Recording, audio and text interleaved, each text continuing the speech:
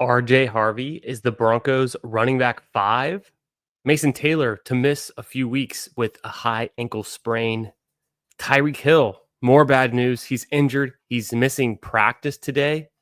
And Amika Egbuka and Tedroy McMillan are the standout players at Bucks and Panthers camps. I'm Chris the Candyman. Welcome to the Fantasy Football Garage. All of this and more as we discuss what's going on and the implications for fantasy football as we draft some live best ball teams tonight. Make sure you're subscribed. Hit that like button on your way in. Come say what up in the chat. And if you're watching this in the future, if you're new to the channel, come on in here. We're drafting best ball teams all summer long. And tonight we're going to rip some Best Ball Mania 6s. I'm hitting enter right now. We're going to hit the intro, say what up to the chat, and get right into some drafts. Let's do it. But overall, it's like the guy can ball. Like actions speak louder than words.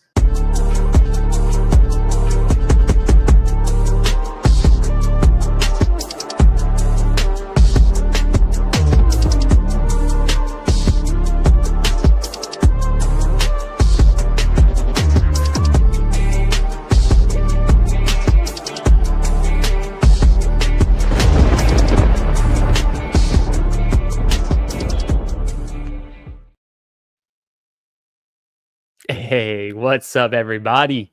How we doing on this Wednesday night? Hope your week is going well. It's hump day. We're making it through the week. It's August. It's time to draft some football teams. There's football in the air. There are games, preseason games on deck coming up, and a lot of camp news to sift through. We're drafting from the 101 tonight. Literally my least favorite spot to draft from. But what are you going to do?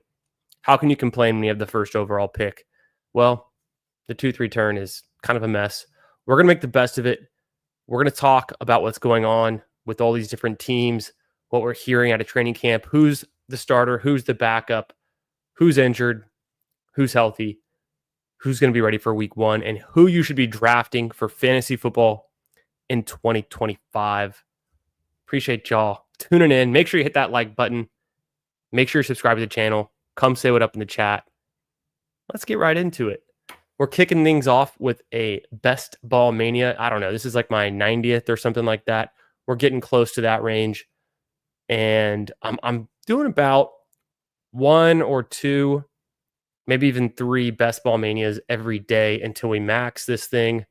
Yeah, I'm going to take Jamar Chase at the 101. See what we can get into here. How we doing tonight? What up, Chris B? My man. CB Jets fan. Appreciate the kind words. Hey, man. Hope you're having a good Wednesday. Thanks for tuning in. Thanks for being here. What do you got going on tonight, my friend? What's the latest out of the Jets camp? What have you been hearing? I don't know. Some people are pretty pessimistic on Justin Fields. I mentioned it in the intro. Mason Taylor with the high ankle sprain. I honestly wonder who would be the Jets' top tight end. Maybe you have some insights you can share with me on who's been taking those tight end reps now that Conklin is gone. Is it Jeremy Ruckert? Is it, I think Stone Smart is another option, who's a new free agent signing they had there. So I'm interested to know, this is not just for Best Ball Mania, but it's pretty deep. It's like a deep cut. Do we need to be picking up Jeremy Ruckert in our dynasty leagues? It's a good question.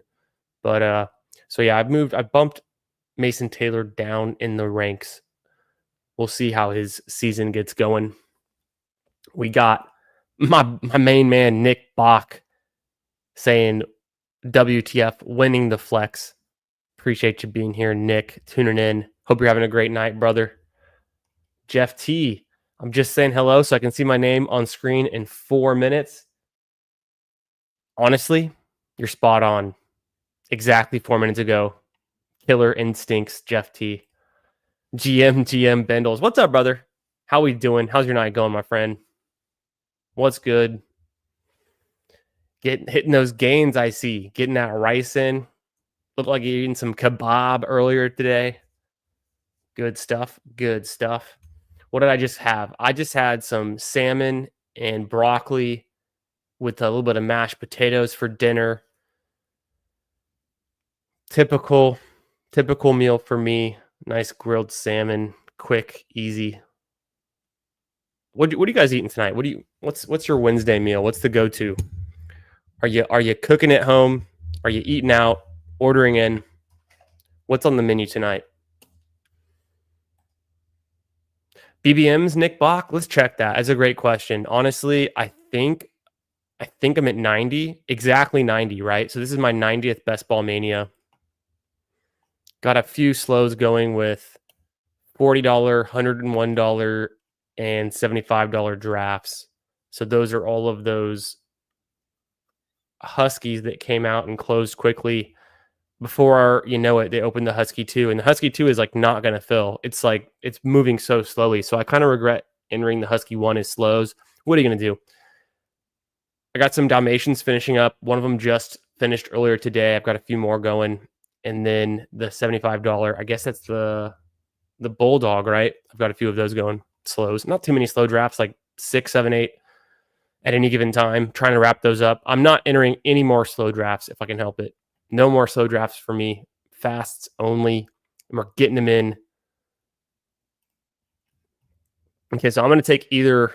Man, I would have taken Josh Jacobs. I'll take Bucky there, and McBride is probably the combo I want. Let me pull up my combination tool with Chase, and let me hit the refresh real quick if I've still got time to sort this one out. With Chase, I'm going to grab Bucky there, the first one. I don't know why my tool's not updating. Probably need to re-download the overlay as it is, but it's showing me all the available players. There we go. I just had to hit the refresh. I guess I haven't done it with T. Higgins. That's kind of surprising to me. Oh, it's Bucky Irving. So there we go. I got it in. I didn't have yet the combo of, it seems like, Bucky Irving with Jamar Chase and T. Higgins. Let's go ahead and rip that one. Nick, how many Best Ball Manias are you deep? How many got to go? I'm right where I want to be. I want to be jamming them in August as we get more information, more news coming out of these camps. Who are the starters? Who are the rookies that are going to actually hit the rotation, see some snaps, and the wide receiver threes, the tight end battles, the QB battles, all these kind of things. We're getting more information every single day. The injuries, of course, the free agency signings. Keenan Allen comes to mind. So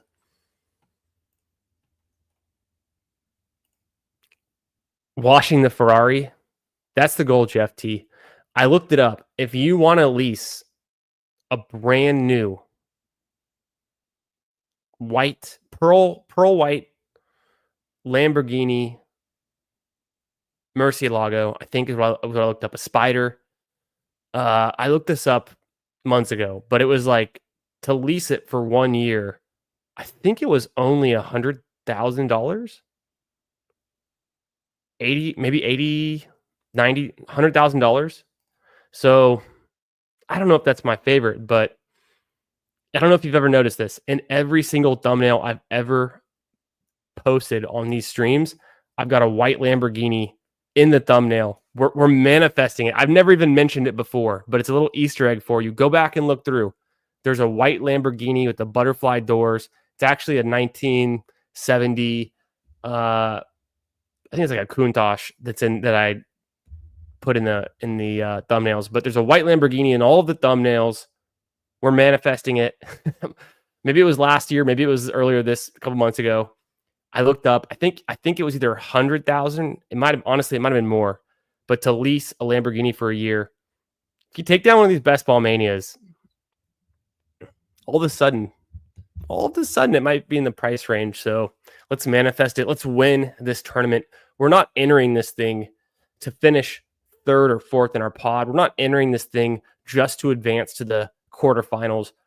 Every single team you draft, you should draft like you're right. You should draft your players with their ceiling outcomes to win this thing.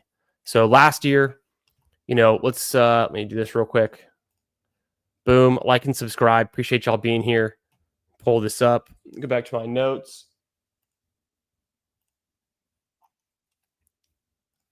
Refresh. Okay. Yep. Boom. Last year's winner. You had Jamar Chase, Jonathan Taylor, Devonta Smith, T. Higgins. So Chase and Higgins both on the roster. You're going to need Joe Burrow too. Higgins and Burrow were a lot cheaper last year. Same thing with Kittle. He'd be hard to get this time around. Pacheco's now cheaper than he used to be. Smith is cheaper than he used to be. Brian Thomas, impossible to get. James Conner, more expensive. Chase Brown, impossible to get. Same thing with Rip Pearsall. So you're not replicating this team.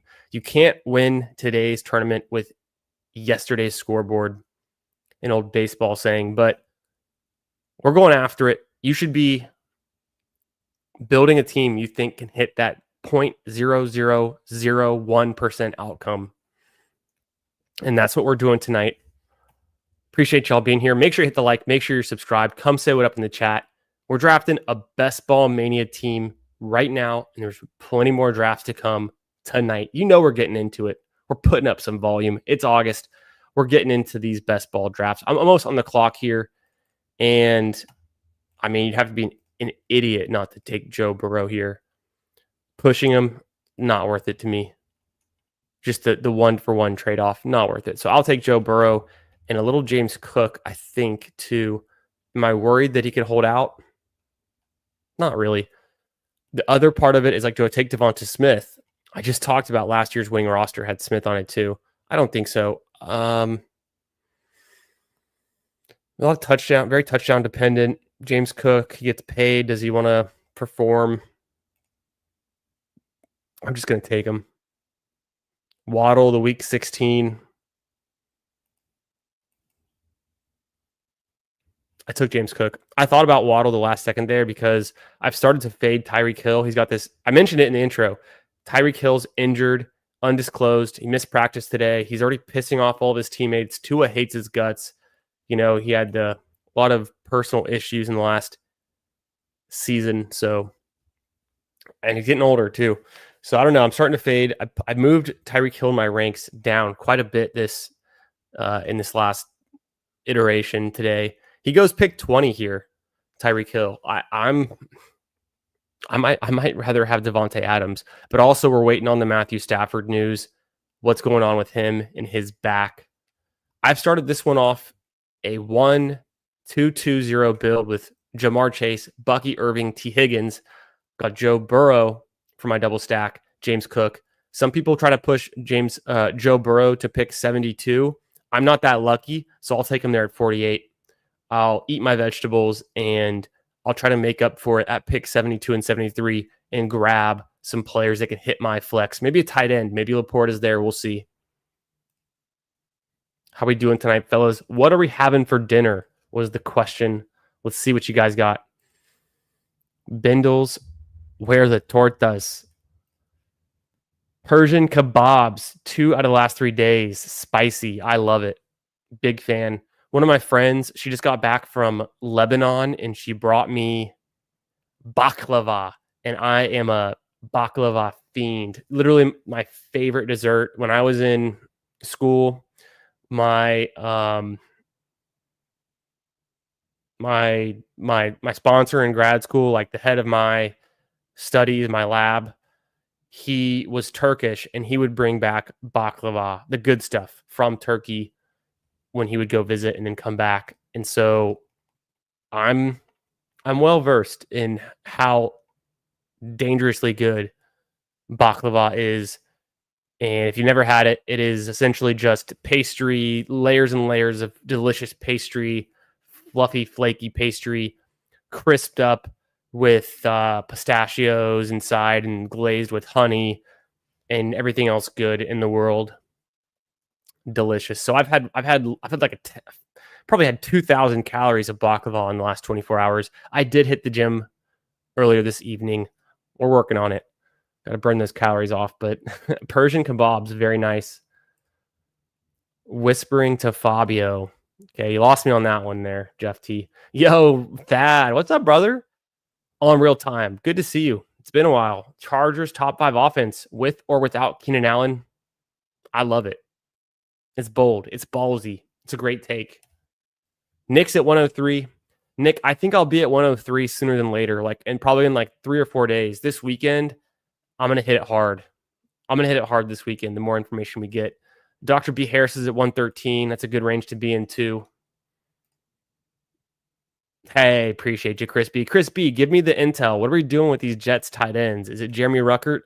Is it Stone Smart? What are we gonna do? Laporta is there, but I got Golden and Pacheco ranked pretty highly for me. Where I want to take him, Egbuka's there, another standout receiver. I think I'll go ahead and take Golden, and then let me fill up the flex with Pacheco. He's looking pretty good.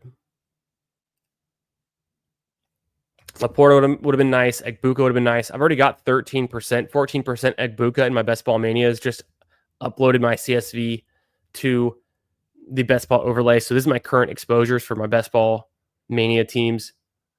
And yeah, I had like 17, 18% Egbuka. And then I've been clicking him just less and less as he's risen over the last 2 weeks. I still want him a lot, but I've got him on some nice squads already. So, I was getting him in pick 85, 87, 82 every draft. 75 is still a good price for him.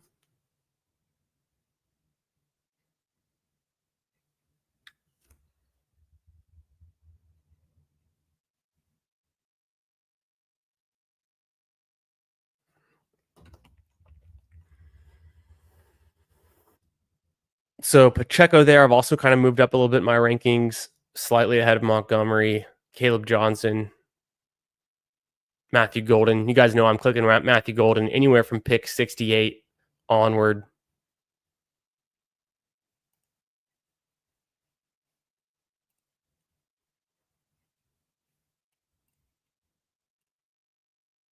Yeah, glad to not have maxed yet. I would agree. I like to jam in a good amount of volume in August. There we go. Travis Hunter, the way to go.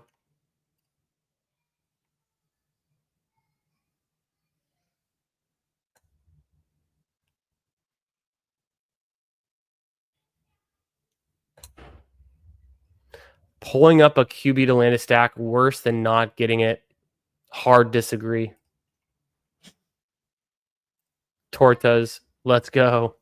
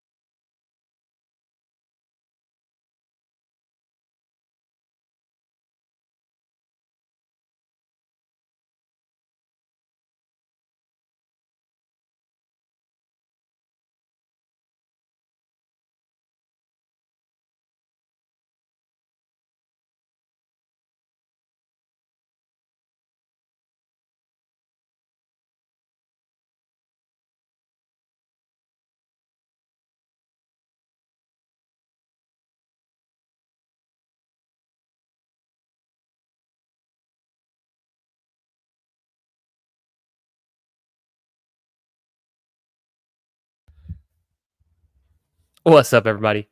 You know how it goes. Oh, we're missing out on the board. Epic fail. I took Mark Andrews and Jalen Warren with my next two picks.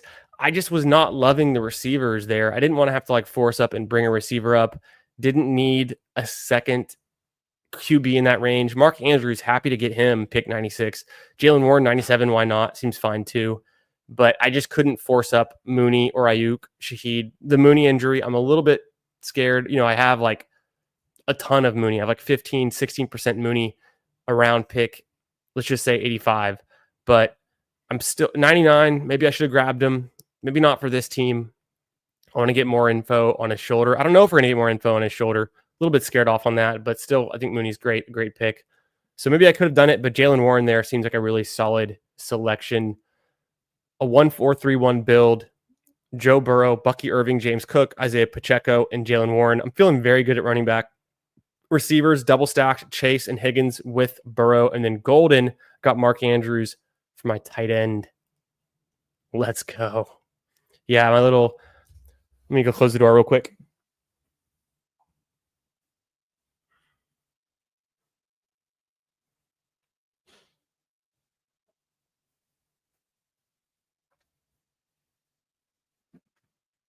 My sweet, sweet, precious little almost 3-year-old girl had woken up and needed some help getting back down. So I had to go to the kitchen, grab her some supplies. Christian Kirk coming up here. I don't love it, but it could be nice on this team. Njoku or Kraft. I think Kraft would be actually really sick. And maybe even just grab Love and call it a day. Figure out wide receiver later. I know I can do it.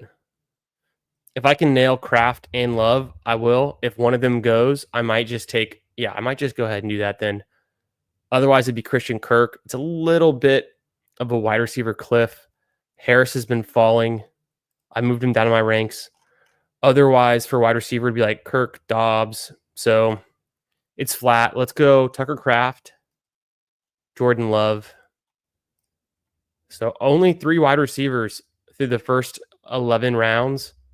Call me crazy, but when you've got Joe Burrow stacked with Chase and Higgins, and then Golden stacked with Love, I'm making a huge bet here. I'll definitely get some volume at the wide receiver position. I could even stop with those 4 running backs. So maybe stop with those 4 running backs, stop with those 2 tight ends, and the sky's the limit on the number of wide receivers we can get late. And I feel pretty confident in my ability to grab some of these late wide receivers. I have been on top of the news, moving guys up and down in my ranks. So let's get right into it.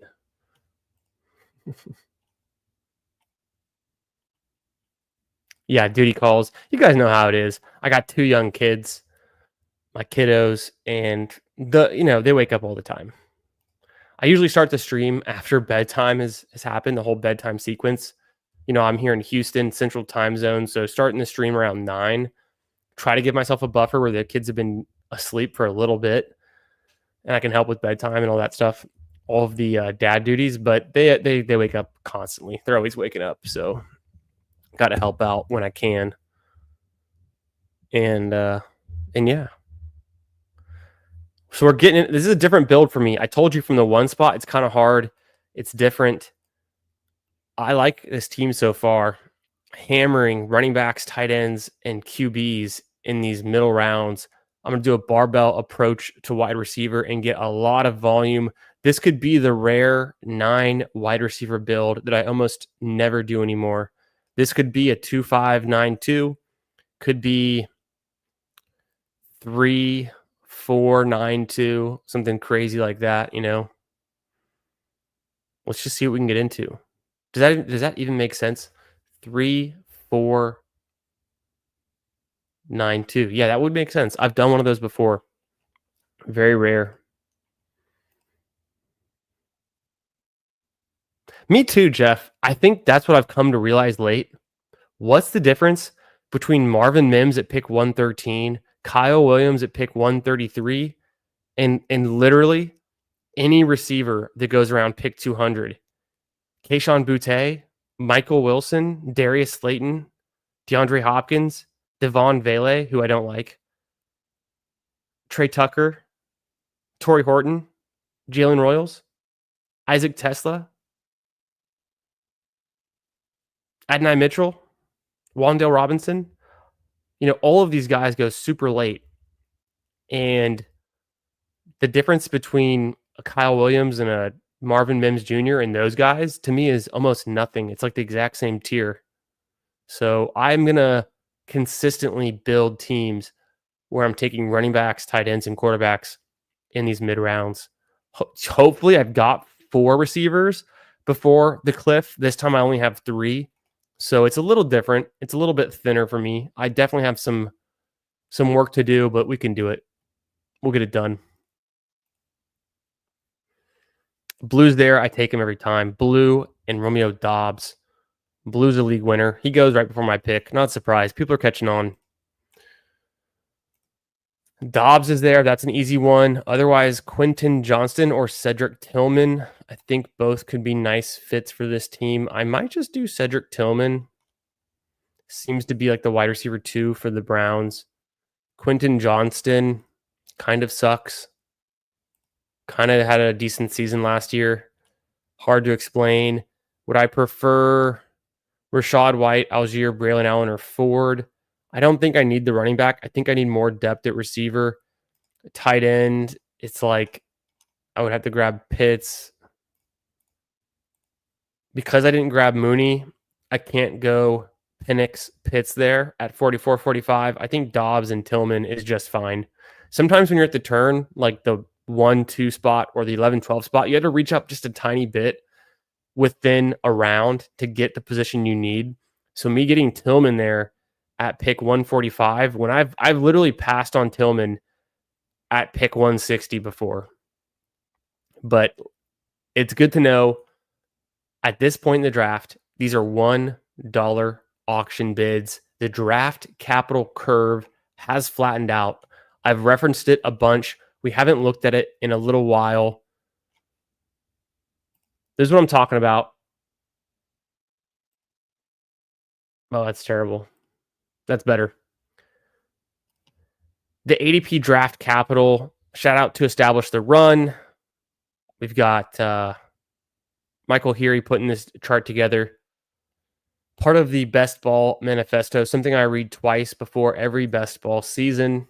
It's kind of like the New Testament. Maybe it's the Old Testament now. It's kind of aged a little bit. Leone, we got to update the manifesto and incorporate another year or 2 of data.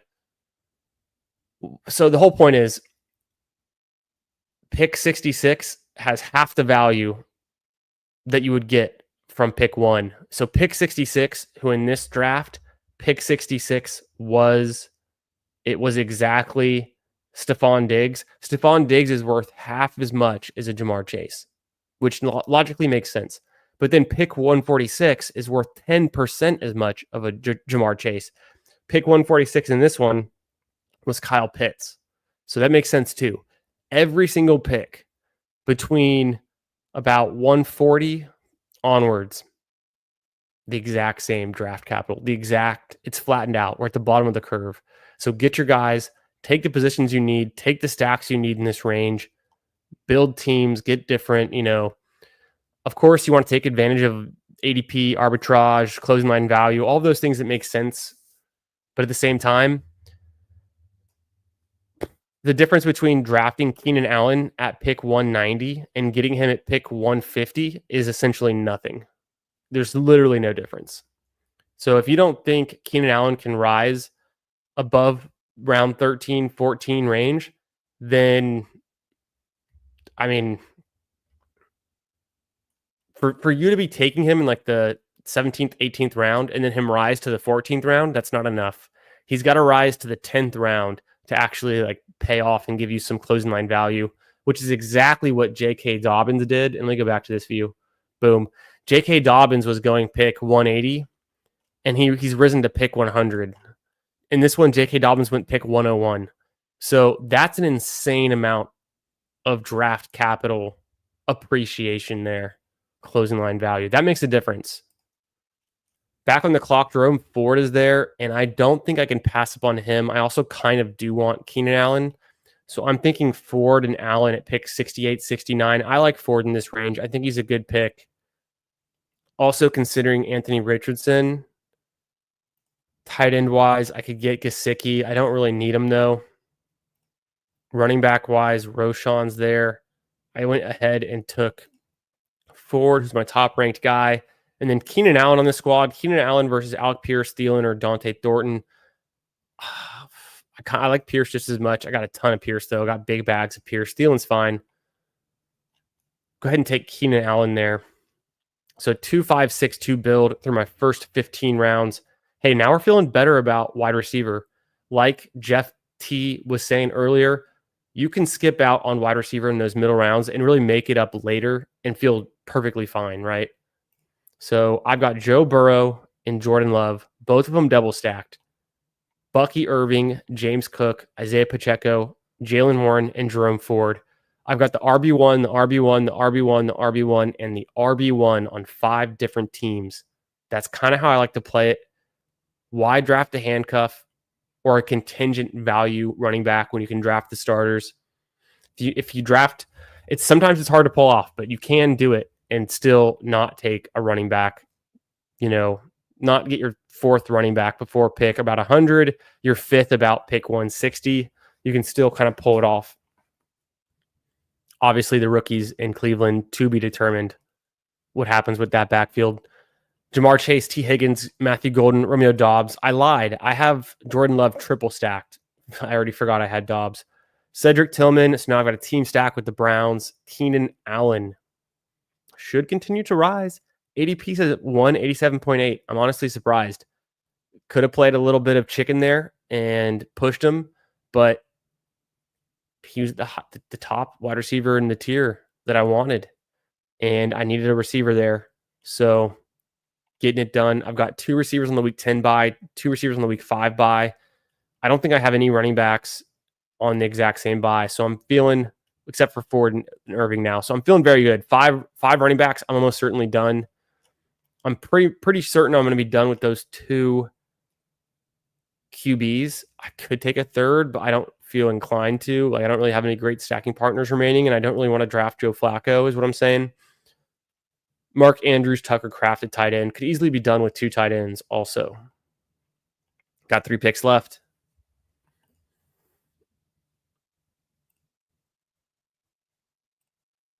Eight wide receivers, smash the late rounds. I like that.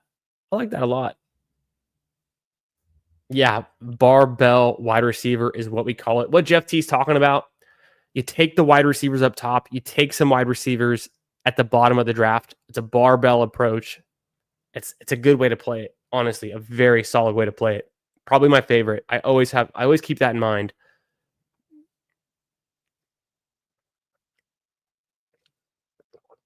Why take Dalton Schultz in round 16 when you could have gotten Tucker Kraft in round 10, and then you're drafting the receivers in this range? If you miss out on Burden, kind of dry up. Versus, Alec Pierce, in my opinion, still a good Dante Thornton, Alec Pierce, Darius Slayton, perfectly fine picks for a wide receiver 4, 5, 6. Any of that. QBs are gone. We're done with QB. Tight end, I'm fine right now. I'm going to go back to wide receiver if I can. Actually, Taj Brooks is a pretty nice pick here. So I'll throw in a Taj Brooks, get the running back 6, grab Adonai Mitchell. Actually, Hopkins seems nice too. I think I'll do that for the Cincinnati week 15, Green Bay week 17. That just seems like it could hit. He could score some touchdowns. I think he'd fit this team. My receivers are pretty young as it is, except for Keenan Allen. I've already got, I've got Andrews. Let's do it. Let's grab Hopkins there. Maybe Mitchell comes back around. I'm pretty high on Mitchell. He's been the standout at Colts camp. They're trying to figure out how to get him on the field and compete for snaps. Adonai Mitchell kind of maybe blossoming in year 2. We'll see. But yeah, Keenan Allen and DeAndre Hopkins, two guys, surprisingly, I take here. I did grab the 6th running back that I didn't really anticipate doing, but I think I'm going to stick with the 2 QBs, the 2 tight ends. And so it lends itself to getting a 6 running back so I can have maybe 8 wide receivers. 9 doesn't make a whole lot of sense, especially when I have Jamar Chase, T. Higgins, Matthew Golden. That's enough draft capital to cover my 1, 2, 3 receiver starting spots. And then my flex, almost certainly going to be covered by either Pacheco or Warren or Ford most weeks. Taj Brooks for the team stack, a lot of upside there. So I did eventually get a rookie running back that I like. Definitely just take one more receiver, call it a day. I've made big bets on the Packers, a team that I love this season. The Ravens, another team I love. The Cincinnati Bengals, of course. Who doesn't love them, right? Fun. The Browns, a little bit undervalued because of the ambiguous QB situation. People just hating on the Browns. What else is new? And then just kind of a very solid, rounded out build. Almost certainly going to take... Ooh, Noah Fant could be kind of fun. I don't think I've drafted him yet, so it might be the team to do it on. Let me think about that. I don't know. Do I want him? Otherwise, let's say Mitchell's gone. He easily could be gone. I think Noel is pretty interesting. Boutte, he didn't really fit this team, though. That's the only concern there. Is Boutte didn't really fit the team. Whittington, Tesla or Horton, Coker, getting positive reviews. I don't think Coker is a cut candidate anymore, which I was worried for about a week or two there that he might be. I think what we're going to see, even though they like Hunter Renfrow, I think Coker is safe. So the wide receiver room is going to be T-Mac, Thielen, Leggett, Coker, and the 5th receiver might be Hunter Renfrow. Jimmy Horn Jr., the 6th. So that's their 6. I guess they'll roster 6 receivers is what it seems like.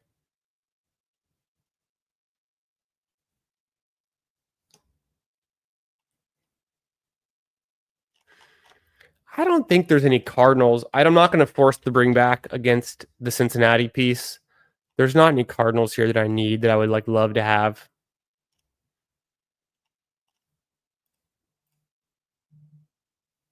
I'm going to go Adonai Mitchell. I thought about Noah Fant for a hot second. Adonai Mitchell's been getting really good buzz. Throw him on this squad. Beautiful. He did come back around. So I feel avenged. I feel like I'm not regretful for going Hopkins there. Hopkins had some really nice correlation for me. He can just be a touchdown spike week guy if he can stay healthy, if he's not just dust.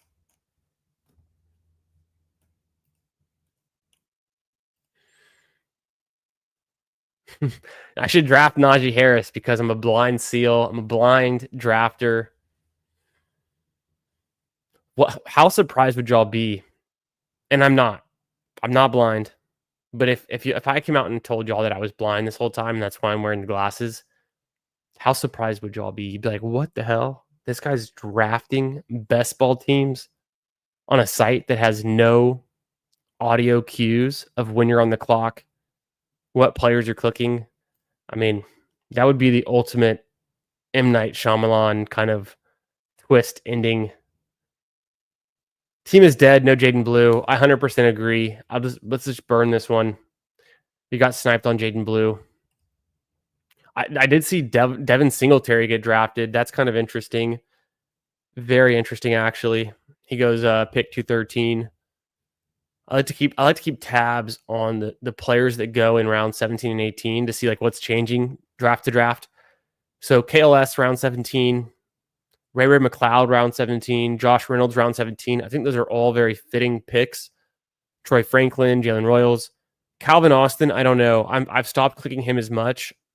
It's tough to decipher and figure out who is where in the pecking order of targets and target share for the Pittsburgh Steelers in 2025. Jalen Naylor, tough.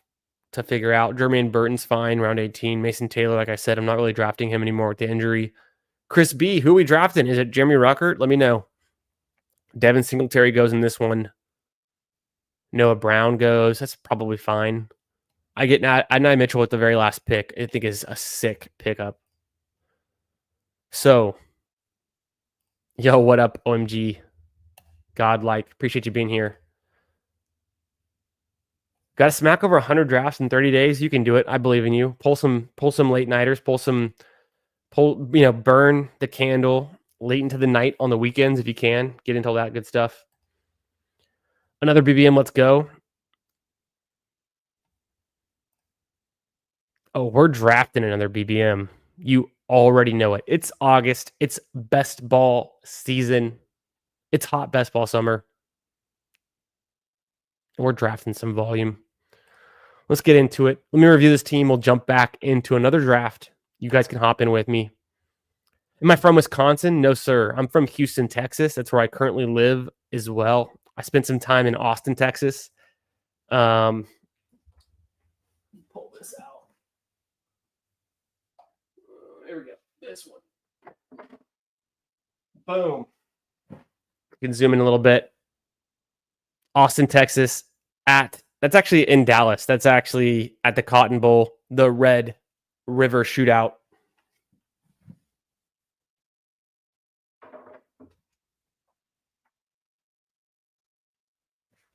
But I'm in Houston now. Spend some time in Austin for school. You know how we do it. Hook 'em horns, baby. And then I've been in Houston ever since, living here, working here, doing it all. OMG, where are you based out of? Are you in Wisconsin? I was in Wisconsin for vacation. So my wife has family that still lives in Wisconsin, from Wisconsin on her side, on her mom's side. So we were in Oconomowoc, Wisconsin, flew into Chicago, drove past Milwaukee. Beautiful. Out to the west of Milwaukee to Oconomowoc, hit up the lakes, did some summer fun out there in Wisconsin. I love it. My first time out there this summer. It was a great time. First place I drafted ever has audio cues. Yeah, doesn't Drafters? There we go. Yeah, exactly. We do. We have hurricanes. It's hot. It's humid. You get used to it. I'm from here. I'm used to it. It's totally fine. I live in the tropics. Literally the tropics, Yo, what up, Paulino? Flexing with the picture. I've been to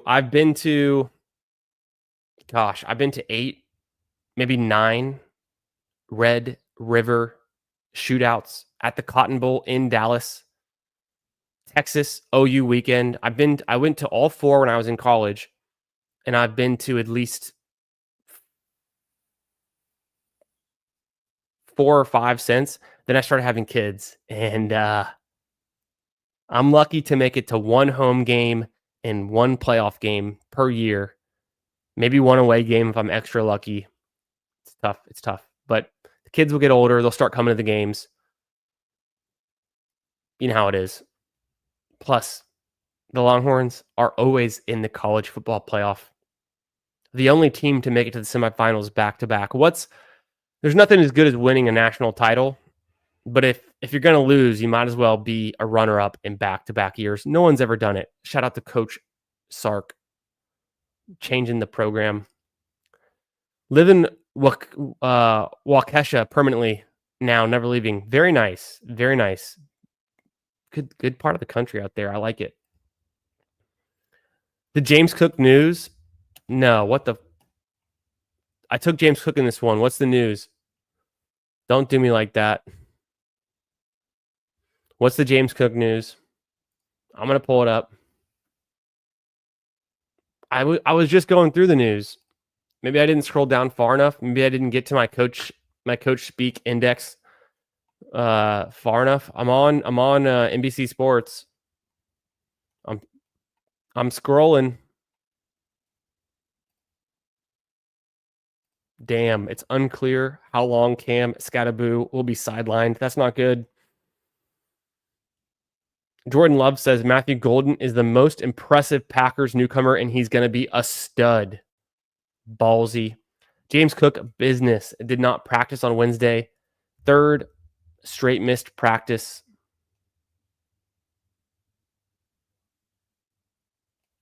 Yeah, if that's it, then I'm good with that. I knew that. If that's all, then we're good.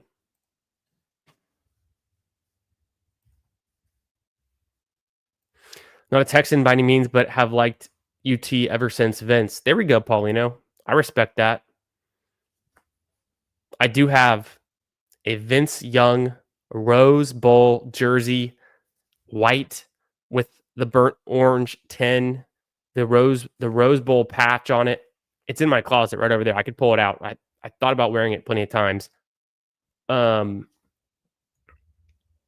Actually, it's one of my leagues on Sleeper. It's actually my profile pick in one of my Sleeper leagues. Oh yeah, and also shout out to BBG is doing his 12-hour draft-a-thon marathon. It's gonna be the 17th. So I guess we're still 11 days out. So I'll be on that with him guesting. Tons of good guests. I'm just one of them. But that'll be fun. But then the reason I thought of that is this Sunday we have our PPR Tyler Dynasty Startup League draft where Bindles and I are co-managing, and we have the 102. And BBG is also in that league. A bunch of y'all are in that league. Chad Candle's in that league. We've got Anthony Best Ball on Call in that league. Hartman, Steve from Fanspeak. A bunch of good guys. A bunch of good guys in that league. Let me see this. Okay. I don't know if you can tell here, but Paulino.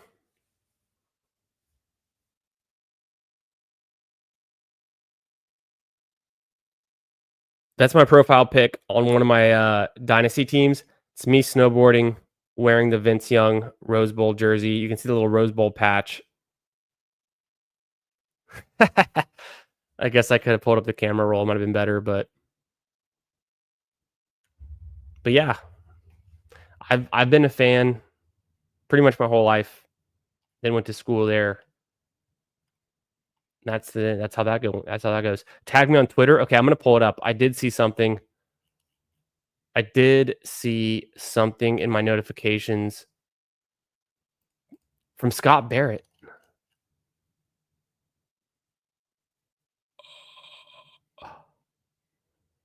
No way.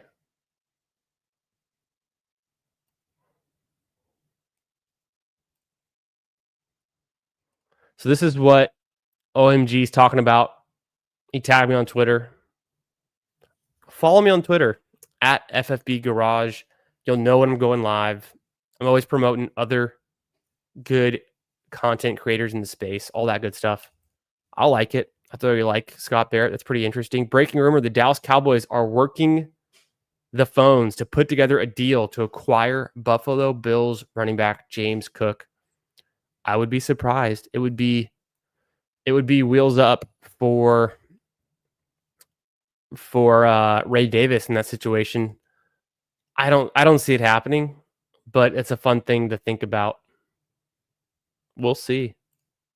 That's a fun rumor. Yeah, it seems like it.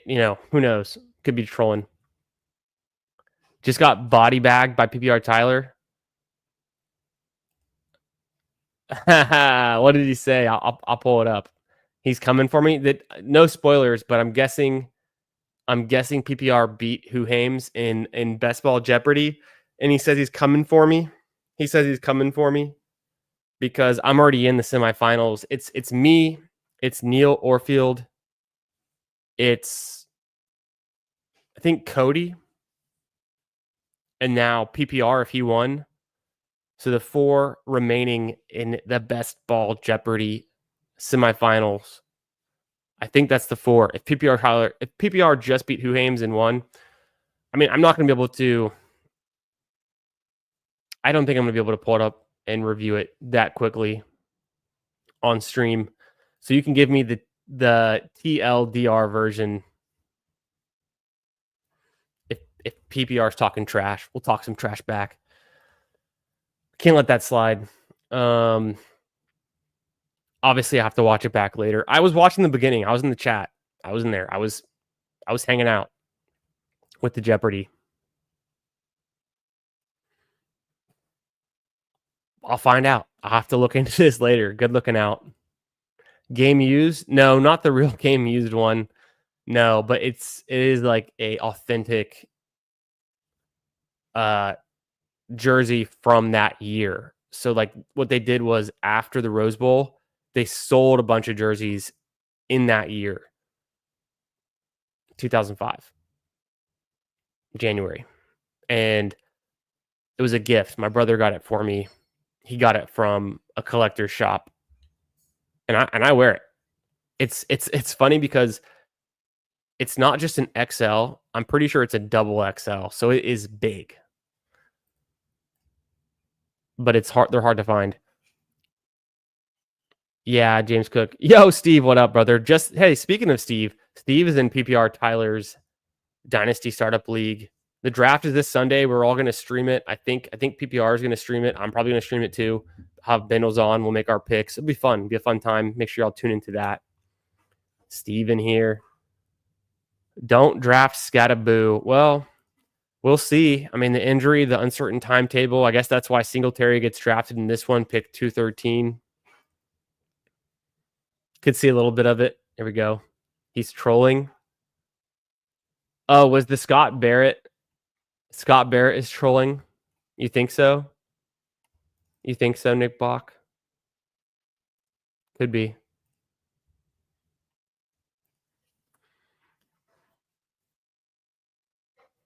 That'd be incredible if they signed James Cook before Micah Parsons.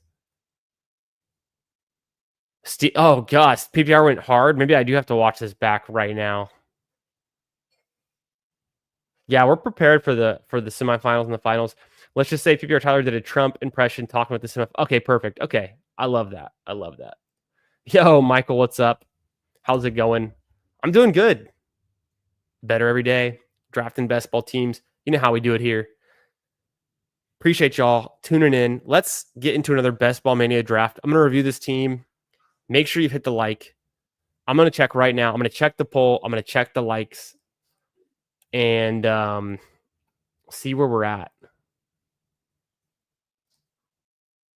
25 watching, 17 likes. Let's get those numbers up. Let's get up to at least 20 likes before we start this next Best Ball Mania. If you haven't already subbed, if you're watching this in the future, if you're new to the channel, make sure you're subbed. Trying to get to 500 subs before the start of the NFL season, and we're getting close. We can do it. I feel it. We're feeling good. Having fun drafting these teams. Come draft with me. We're about to get into another Best Ball Mania draft. So let's do it. Let's get into it. Let's turn on. I'm going to close the poll. Make sure you vote in the poll. I'm going to close it real soon. Let me turn on some beats. Let me close this poll. So vote. Get your vote in. We've got 18 votes in the poll if you want to. 5 more seconds to vote. I'm going to close it. We'll see what the answer is. 3, 2, and 1. I'm going to close the poll, review this team, and get into another Best Ball Mania draft. All right, I'm closing the poll. 18 votes. Not that many votes. Is McConkey impacted by Keenan Allen signing? No, actually good for McConkey, 66%. Yes, worse for McConkey, 33%. So what I'll do is I will argue that it's actually good for McConkey because Keenan Allen is going to add some depth to their wide receiver position, some veteran presence. It's a pretty young room. Let's just say the number of drives that now get extended, the number of additional first downs, the expectation of the passing output from Justin Herbert and production that Keenan Allen elevates them to is just, it is above replacement. It is that much better. And hey, now KLS is a good depth piece. Trey Harris is, still has the chance to break out. Maybe they're not as reliant on Quentin Johnson's hands catching a ball for a first down. Maybe it's Keenan Allen's hands who can actually catch the ball and extend the drive. So I think there's a greater ability to extend the drive, to get more plays going, to score on offense, just a little bit more. So I think it's actually good for McConkey. You can argue the target share situation, but I think talent wins out. You got to command targets, you earn the targets, and McConkey will continue to do that. Chargers. If anything, it's good for Herbert. So I probably should move Herbert up in my ranks just a little bit. In this draft, Justin Herbert went pick 130. Egregious. Insane. So the McConkey drafter gets him at 130. Herbert should be going, a lot of these QBs should be going higher, but Herbert should be going in the 117 range, no doubt. All right, this team, it's a 2-6-8-2.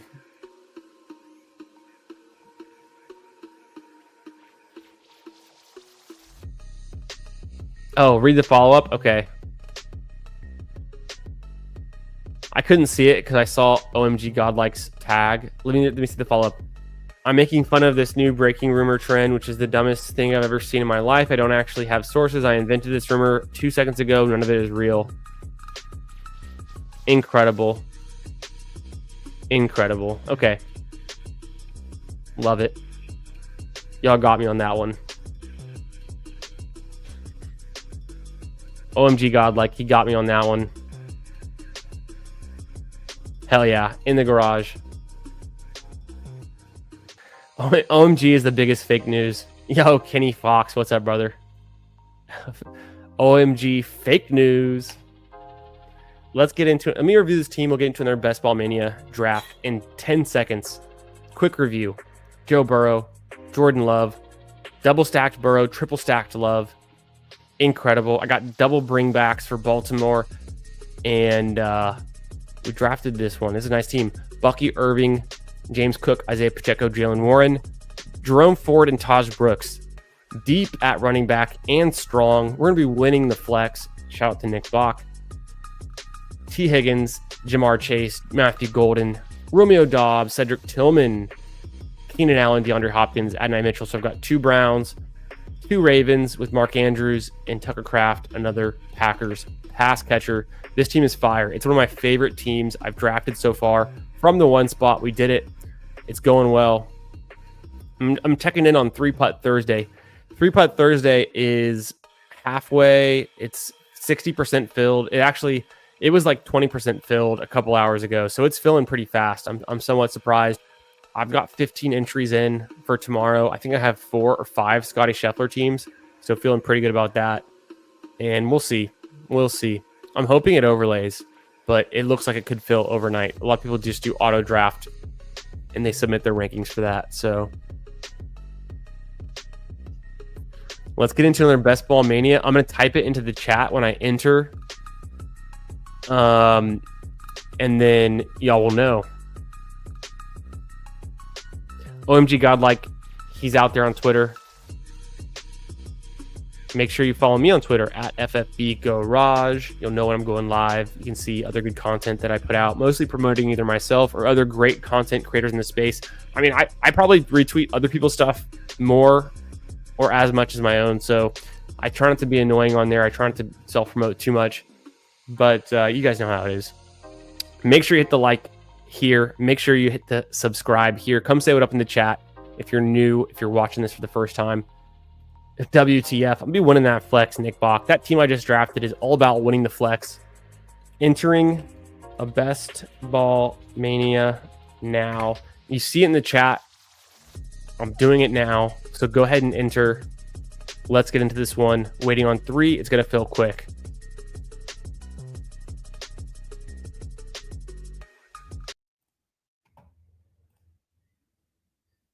Gonna fill quick.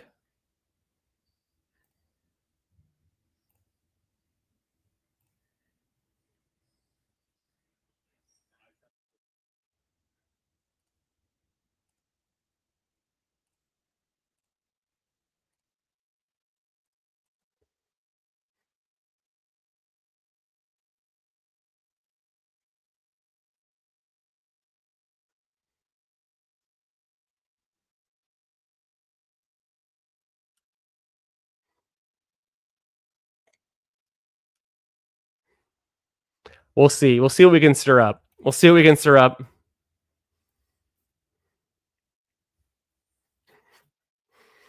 We're in the 6th spot.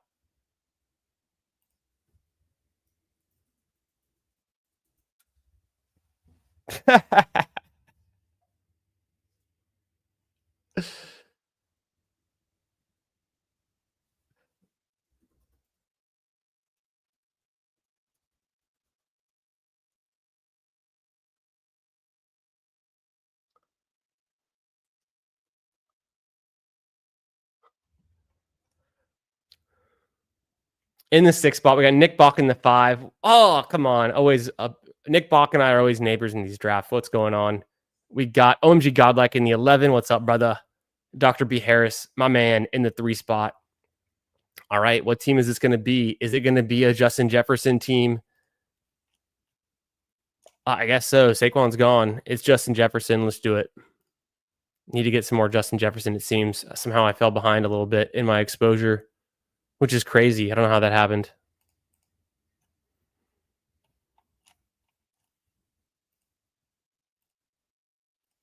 We'll see. We'll see what we can get into. Nick Box in here. Malik Neighbors. I don't know why that's so funny. That's literally the funniest thing I've seen today. What up, OMG? Malik Neighbors. I mean, it seems like we are always right next to each other in these drafts. Hey, I mean, enter at your own risk. Wow, Nico Collins goes to the 107. And Neighbors falls to pick 11. Pretty incredible to get him there. Wow, wow. Come on, do it, OMG. You know what the combo is. Yes, sir. Malik Neighbors and Brian Thomas. That is such a good combo. Such a good 1-2 combo. I don't even know if I pulled that off yet. Let me go to my exposure tool. Well, how do I do this exactly?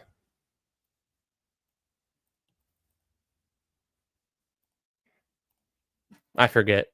Search a player, search a team, Neighbors.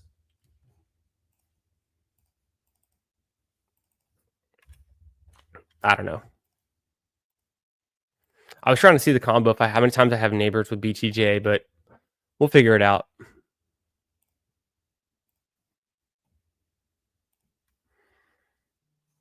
Derrick Henry, draft the big dog. This is the team to do it, I guess.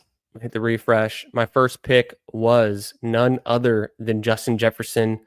So Justin Jefferson with Derrick Henry, I can guarantee you I don't have this combo. So I'm happy to do it. I also apparently don't have him with Lad McConkey.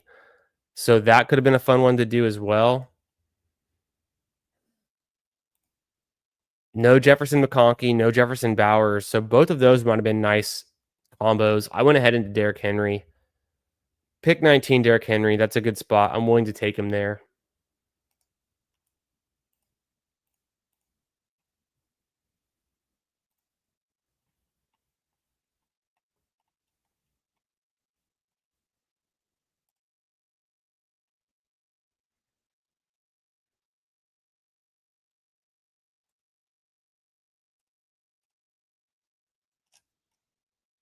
Maybe I should have taken McConkey for the thumbnail equity. I'd put Justin Herbert and Lad McConkey in the thumbnail, and then I'd pass on him there at pick 19. That's a no-no. Probably should have done it. Let's see what we can get in the 3rd round here. Also, if you're in this draft with me, if you're chilling here and you haven't said what up in the chat yet, make sure you stop in, say what up. Let me know what spot you're picking from. I know we got OMG Godlike with the very godlike start. Malik Neighbors, Brian Thomas in the 11th spot. And then we got Nick Bach. Sir Nick Bach, 23. Jahmyr Gibbs, Lad McConkey. That's a fun start, too. Dr. B. Harris, 24. With the CeeDee Lamb, Jonathan Taylor. Historically, both very good picks. Omarion Hampton. Nice. Nice. Josh Allen goes pick 25. What the? Trey McBride goes pick 28 to the Brock Bowers drafter. That's not how you win Best Ball Mania. I'll tell you right now, you do not want a tight end in your flex. Very negative EV. Pretty much a guaranteed way to ruin your team through 3 rounds. But what do I know? Devontae, Marvin Harrison, Kyron even. Pick 30. Take Marvin Harrison. Seems fine. Marvin Harrison, Derrick Henry, Justin Jefferson. Seems decent. Give me some nice outs with JJ McCarthy. And then I wouldn't mind taking Kyler Murray at 91. I might try to push him to 102. Let's just see what I can do with the team who took McBride at 28 and what QB they end up with. Also, if Jaden Daniels or Jalen Hurts, for some reason, is there at pick 43, I'm going to snatch them up as well. Although, I think it's a great value to get an elite QB in the 4th round. At the same time, I want to fill my flex position as soon as possible. So it's a little bit tough.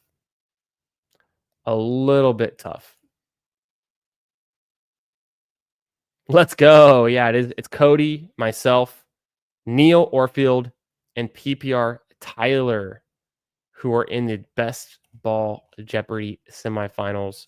So fun. I'm going to go vote for myself. Boom. You can vote. I just retweeted it. Go to Megan Schaup's Twitter. Go to Meg's Twitter. Megs08DFS. At Megs08DFS. And she just put out a Twitter poll under her original comment. So it's a post under her original tweet. So it's a comment under her tweet. It says, "Who wins it all? And is the 2025 the inaugural Best Ball Jeopardy champion? Go vote for Candyman FFG." I voted for myself. Somebody's already voted for Neil. 2 people have already voted for PPR Tyler. Don't leave me hanging. Go vote.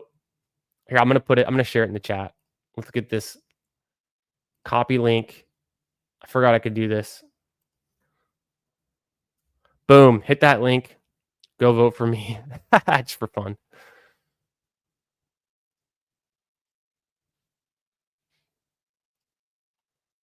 GL taking down the pre-flow. There you go, Steve.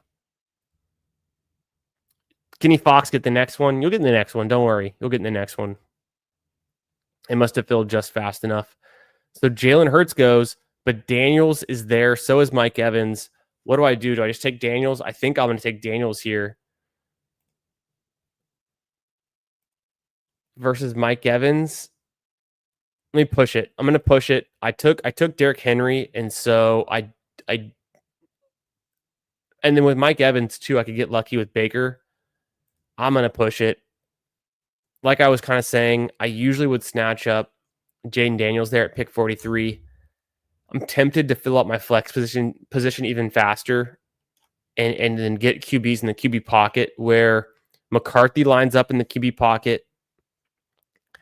If I can push one of Murray or Mayfield to pick 102, that lines up in the QB pocket. McCarthy at pick 115 then is kind of what I'm thinking. So now if I take Mike Evans, I have an even better chance of getting one of Murray or Mayfield to fall, where they're typically going in like the early 90s. But if I can get them in the early 100s, feels that much better. And maybe I still take one of them at pick 91. We'll just see how it feels by the time we get there, if we're hashtag winning the flex by that point. But Jaden Daniels pick 46. That is very rare. A nice combo for Dr. B. Harris, who does line him up with CeeDee Lamb for the Week 17 matchup of the Cowboys in Washington, D.C. Feels good. I'm back on the clock. Pick 54. I'm going to be going with either Chuba or Zay. Could do Calvin. I'll go Chuba here. Chuba Hubbard. By all accounts, the Panthers have an improved offense. Their offensive line's pretty decent. and Chuba Hubbard is the man. They've got a lot of confidence in him. What do I want to see here?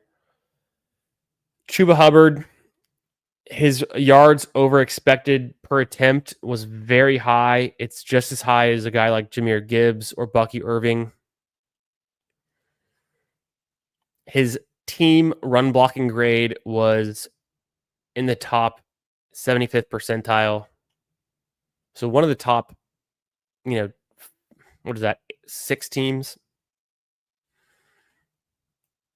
The Panthers NFL run and block and pass block composite rankings. You have the Panthers here. They're a little bit, looks like below average or bad in run blocking composite, decent in pass. So they're going to, hopefully they're moving to the, up and to the right. Interesting. Two different, no, it's the same data source. Both of it's Ben Baldwin. Shout out Ben Baldwin. I wonder what that means here then. The Panthers looked worse than the other one. What else do I have here? I've got something else. My phone's blocking it. Oh. Lines. Here we go. Panthers are pretty decent, right? Like pretty nice in the middle at POE per drop back, and then YBC per designed run. So it's yards before contact and pressures over expectations. So the Panthers are a good offensive line. For their 2024 pass set grading, the Panthers were in the middle. For 2025 pass protection expectation, the Panthers are number 5 overall. So the Panthers have, in short, the Panthers have a strong offensive line. The coach speak around Chuba Hubbard, pretty good. They like him. To put it straightforward. Man, I'm gonna be lucky. I get James Conner here. I grabbed James Conner at pick 67. James Conner was on both of the last 2 winning Best Ball Mania 6 rosters. Number 1 in juke rate, number 1 in evaded tackles in 2024 among running backs. James Conner, a workhorse, a stud, averaging over 15 fantasy points per game each of the last 3 seasons and over 17 and a half before that. So, and we've seen a peak season out of James Conner where he was averaging over 20 points per game. So this guy can get it done. As my RB3, I filled out my flex spot. I'm feeling pretty good. I've got a 0-3-3-0 start with Derrick Henry, Chuba Hubbard, and James Conner in the flex, followed up with Justin Jefferson, Marvin Harrison Jr., Mike Evans. Very solid start. If I can grab a QB at pick 91, I think I'm going to do it now. And if there's any tight ends that I like at 78, well, Laporta goes. Laporta would have been really nice at 78. Hawkinson, I think he came back from the injury today. It's a little bit early. I do have him ranked early. It's a little bit early to grab him. So I think what I do is just get some value either at running back or receiver. Dang, Egbuka goes there. He would have been fun to double stack with Evans. I don't think I've done that in a long time. That'd have been sick. But Jordan Addison, happy to scoop him up. Juwan Jennings, I think, is also a nice pick here. Jennings goes. I wouldn't even mind Jacoby Myers. I just don't think I need Tony Pollard on this build. I'd rather have the 4th receiver. And I don't really want to pull up Hawkinson, although I could do it. Hawkinson or Myers. If I don't take Hawkinson here, who do I grab later? I'm slightly going to bring up a QB for one of these guys. So let me go ahead and grab Jacoby Myers as the wide receiver 4. Feels nice. Gives me one more out with Geno Smith as a late QB option. Plus, I have the team stack with James Conner and Marvin Harrison Jr. Feeling good. Nice. This is the way I like to play it in my first 7 rounds. If I don't have an elite QB or elite tight end, I've at least got a really good balance of my skill position players.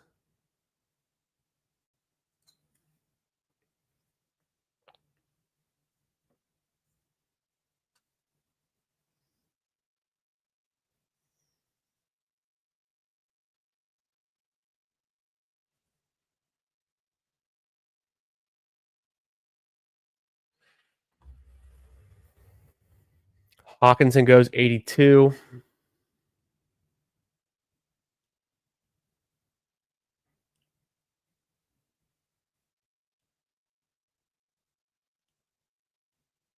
Yo, what's up, Tyler? How you doing, brother? Somehow I missed this 10 minutes ago. Tyler stops in to say what up. Always appreciate you stopping in. Hope you're having a great Wednesday night. Recovering from the long weekend in Florida, in Miami, and doing well.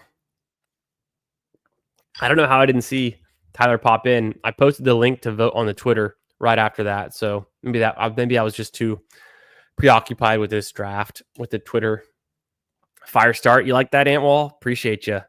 Yeah, it's a pretty decent start. I mean, nothing crazy. A little fall on Derrick Henry. Nothing crazy. A little fall on Mike Evans. I like OMG Godlike start as well. Neighbors, Brian Thomas, Kyron, Xavier Worthy, Caleb. Caleb's fine. Steph Diggs, fine. Mahomes, Travis Kelce, pulling up Mahomes and Kelce. If that's what you like to do, get it done. Okay, do I pull up Kyler here? I think I do. Otherwise, I could do Mark Andrews, which I also like a lot, and hope that one of Kyler or Mayfield comes back around. What did the drafter do with McBride? I'm going to go ahead and just take Kyler Murray.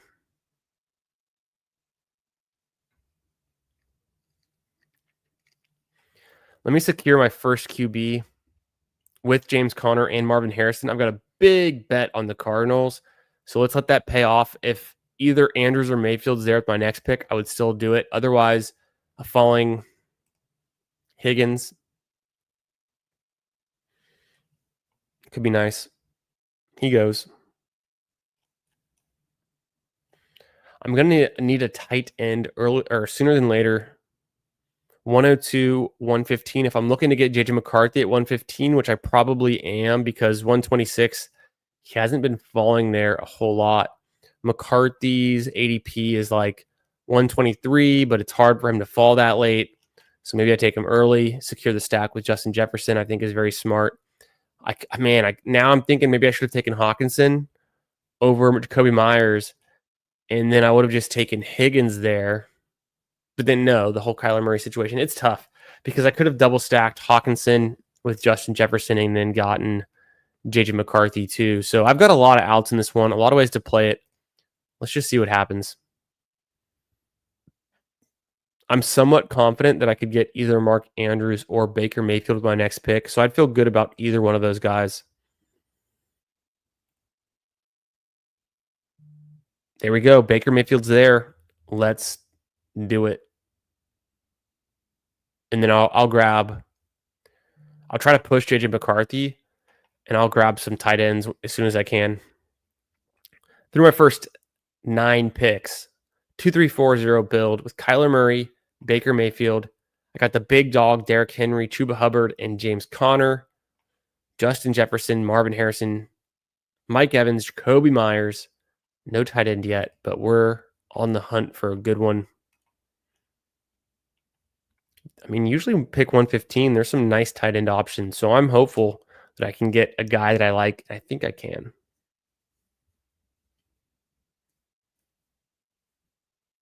Feel very confident in my first 3 running backs and my first 4 wide receivers. So I'm going to just scoop up whatever value I can get the rest of this draft on the skill position players. And I've got my main team bets with the Cardinals and the Bucks kind of locked down.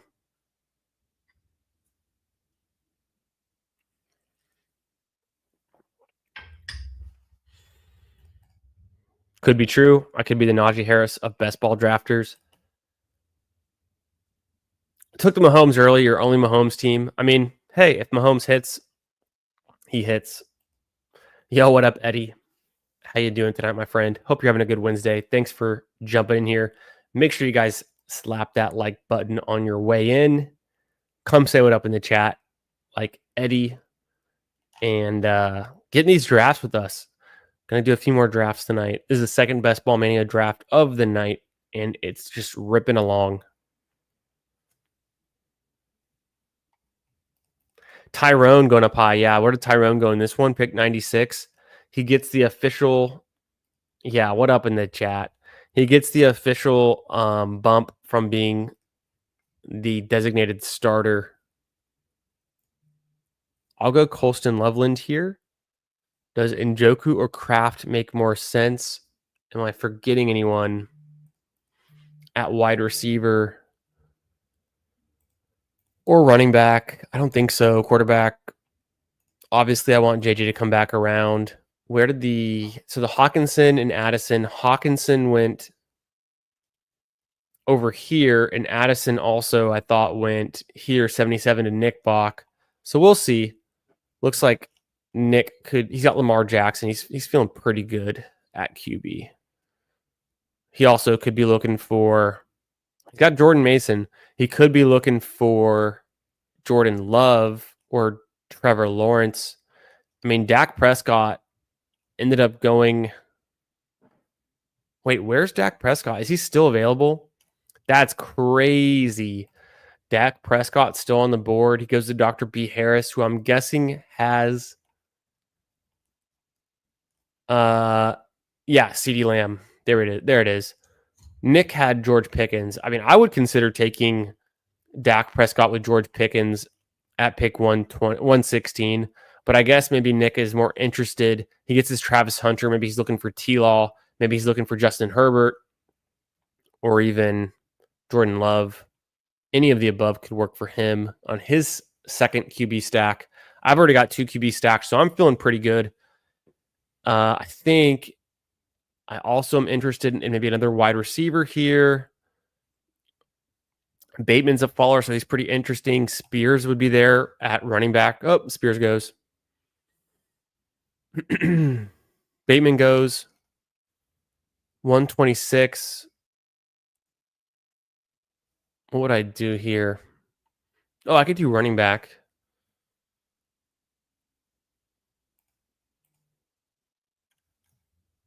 Blue or Ray Davis would be interesting. I think I'm going to go ahead and just take JJ McCarthy and lock up my third QB, my third stack with my top 3 receivers. I kind of love building out teams like that. Just it fell that way. So we'll see which running backs I can get to come back around to pick 139. I think the difference in running backs around pick 120 through 140 are pretty much the same tier for me. Wow, we see Jaden Blue go pick 129, so he's continuing to rise up the board. People are getting clued in that Jaden Blue is a great pick for fantasy football in 2025. It's getting tougher and tougher for me to anticipate where to take Jaden Blue to be able to grab him in these drafts. I would have liked him on this team. Pick 139. The days might be gone where you can get Jaden Blue at a decent price. So he's definitely rising, but there's going to be some other options I like there to get, including like Rachaad White could be a nice pick on this team. Either one of the Jags running backs, Ray Davis, Goddard, Ferguson, nice tight end pieces. I might want to grab one of those. I could pull up Rachaad White because of the stack with the Bucks. It would make a lot of sense. I kind of like those tight ends too, though. It's a good tight end range. Pick 139. We'll see who comes back around. Pitts has been rising. Pick 134 in this one.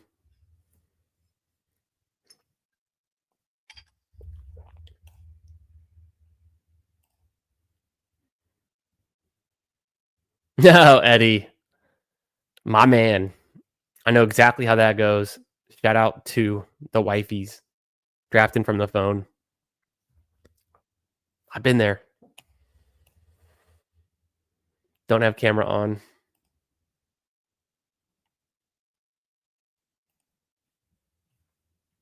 Don't have camera on. What does that mean? My camera's definitely on. So Rachaad White's still there.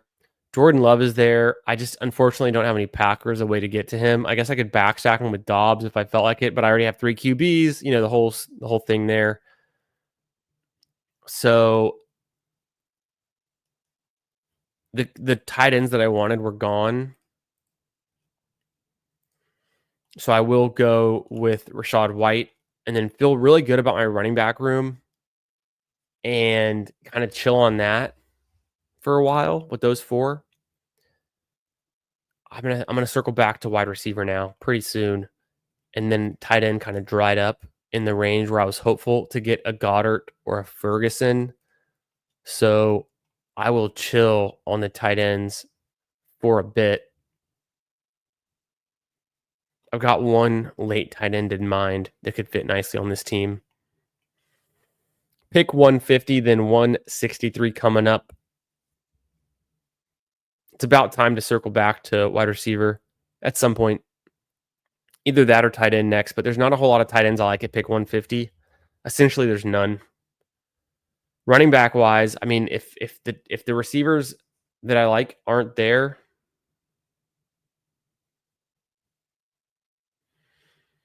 there's definitely some decent running backs that should go around pick 150. So it seems a little bit over the top to get my 5th running back in round 13 when I started off with Derrick Henry, but maybe not. I did have a pretty big gap between James Conner and Rachaad White. I also haven't taken a wide receiver since round 7. So that to me is the bigger need. And man, Trevor Lawrence is still on the board at pick 148. You can get a Trevor Lawrence here. Incredible. Let's see what Nick Bach already has 3 QBs. He took Jordan Love. Trevor Lawrence goes 148, so that works out.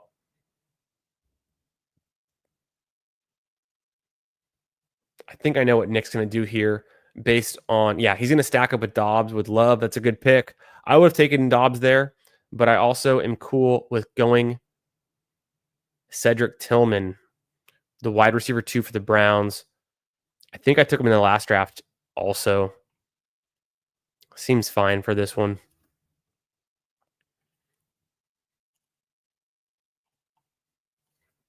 Seems just fine.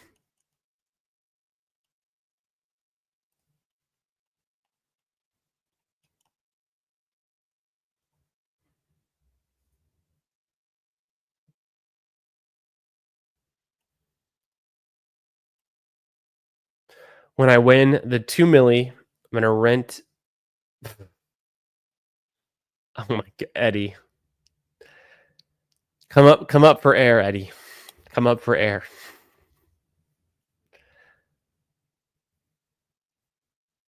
It can be both. It can be both, Jeff T. It can be both. Bindles has never been more wrong in his life, but also he's trolling. Also, make sure you guys voted. I'm going to go check the Twitter poll that Meg posted. I posted the link in the chat like 20 minutes ago. You can scroll up and find it. Make sure you vote for me in Meg Schaup's Twitter poll at Megs08DFS. She wants to know who's gonna. Oh, we're winning the poll. Thanks. I appreciate you guys voting for me. I'm leading the poll with 40% of the votes. It's only 12 votes, but if you haven't voted already, go vote on that. Very fun. Okay, back on the clock. Do we push Keenan Allen? Do we take Keenan Allen? Is there anyone else we need on this team in this range for this build? Do I take Hunter Henry?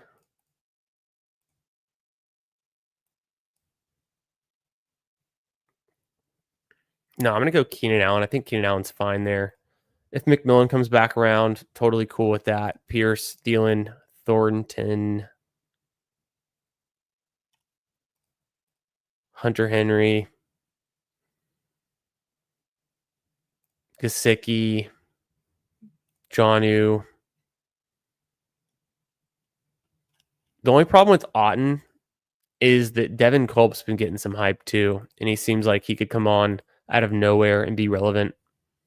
Kind of muddle the situation at tight end for the Bucs and make no one a good pick. Don't love to see that. I think I do want to get a running back and a tight end before it gets too late, though, because there's some late wide receivers I might like on this team. So I'm going to consider that as well if McMillan's not there. to go tight end instead, kind of prioritize the tight end.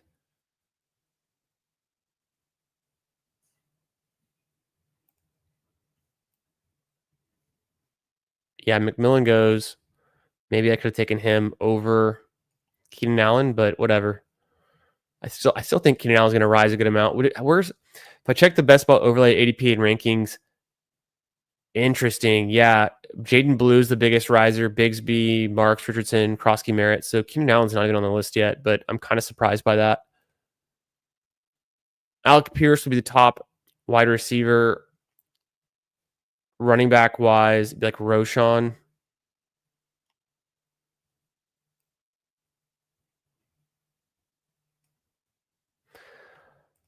I'll take Gesicki. I said I needed another tight end. I think that's a good range to do it. It's a fine range. Also, bring back week 17 doesn't hurt.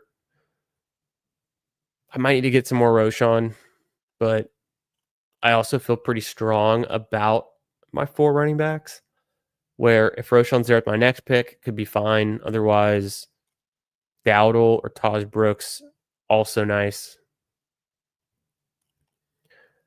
Through my first 15 picks, I have a 3-4-6-2 build. Got 3 picks left, so I'm looking to get probably one more tight end, another receiver, another running back, probably. So like a 3-5-7-3 build.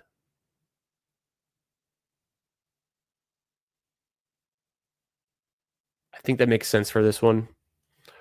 I don't have any big gaps with my bye weeks at running back, so I kind of have a luxury pick at running back. I could just stop with those 4. It could be a hyper fragile easily if it's what it comes down to, if there's just no one else that fits.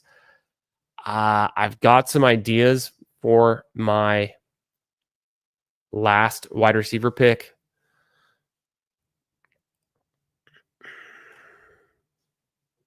I've got some ideas for a third tight end. Probably don't just stop with those 2, but you easily could.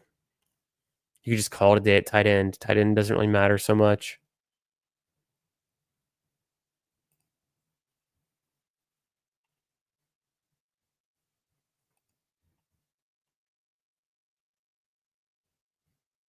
Who else was I thinking about? Wide receiver wise.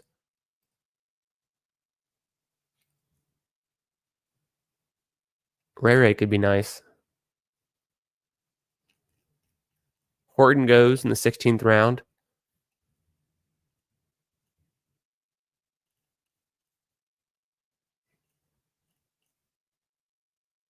There's really no late bucks that I'd want other than Otten. Roshan's still there. I'm going to just go ahead and click the Roshan and get it over with. Take him here. Be done at running back, I think.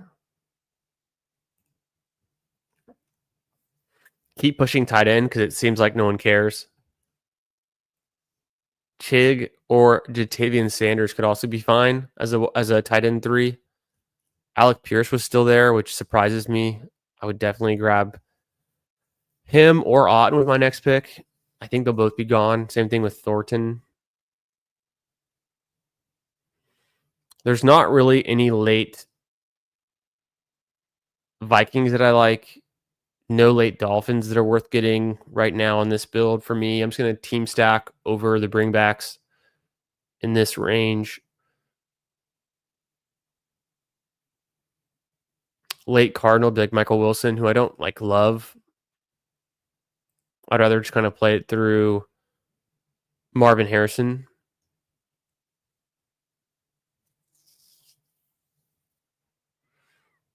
I kind of do want that third tight end. Colson Loveland could just be the man. Gesicki can be good enough. So I don't know.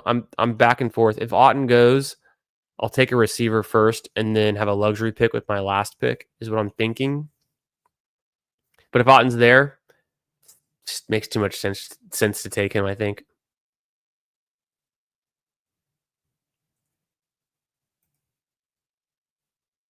Otten goes. That's fine with me. I'm kind of more bummed that Thornton and Alec Pierce had already gone because those are kind of fun picks here. Adonai Mitchell is just better than Michael Wilson. Even with the stack, I've already got the stack with Connor and Marvin Harrison. Going through my game logs, like not explosive, not incredible, not very fun. Did he have any spike weeks? No.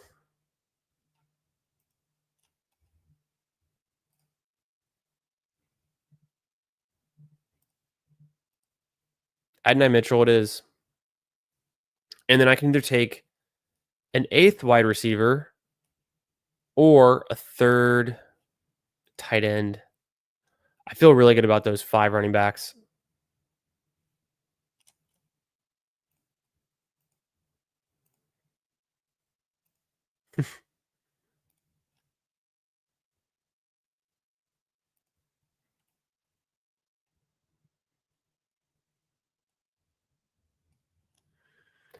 Yeah, not crazy about Michael Wilson. No spike weeks, not incredible. What about his 2023 rookie season? He's a year 3 breakout potential kind of guy. Nah, he never really got it done. Never really got it done. So I'm just like out on Michael Wilson. He gets drafted every single draft, but not really an interesting piece. I'm slightly leaning Isaac Tesla or Ray McLeod. Wide receiver wise, I have Jefferson, Harrison, Evans, Jacoby Myers, Tillman, Allen, Adonai Mitchell. So it's not like I'm weak at wide receiver. Probably should lean tight end. Probably just say, hey, I'm good at wide receiver. I've gotten some really talented pieces.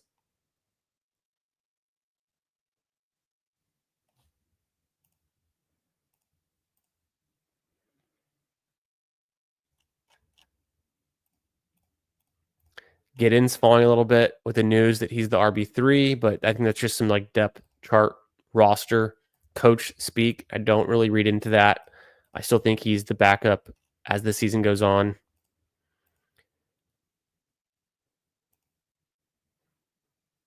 Tesla, McLeod, JT Sanders. Let's see. Winning. I appreciate the support in the Twitter poll. Y'all are great. Yes, I think you said this last night. I think we were talking about this last night, Jeff, that Otten is a wind sprint maestro. Yo, what up, nice and blunt? 100% agree. 100% agree. That's why I'm kind of just skipping past him. I'm tempted to go Tesla. I think I'm going to go Ray.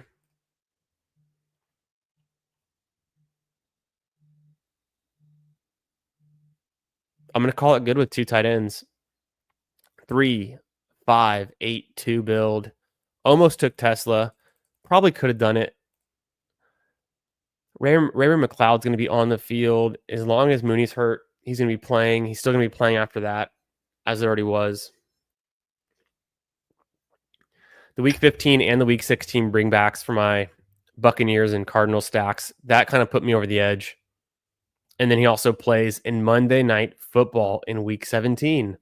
So the very last game of the week of the slate of the entire Best Ball Mania tournament might just be nice to have some players in the last game ever in Week 17 at the very end of the tournament, if you make it there. I think the bring back for my 3rd QB is a little bit too thin of a bet to make to get to me to Tesla, even though I do kind of like him. And who else did I consider? Well, I took Adonai Mitchell.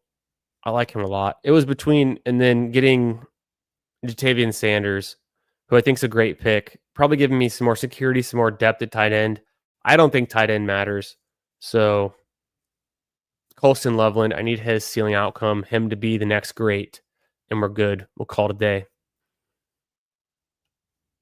This is a fun team, too. I like this team. I think we're cooking tonight. I stacked up my top 3 receivers with my 3 quarterbacks.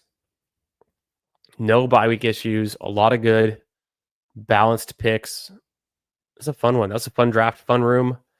Let me catch up with y'all and see what we're up to.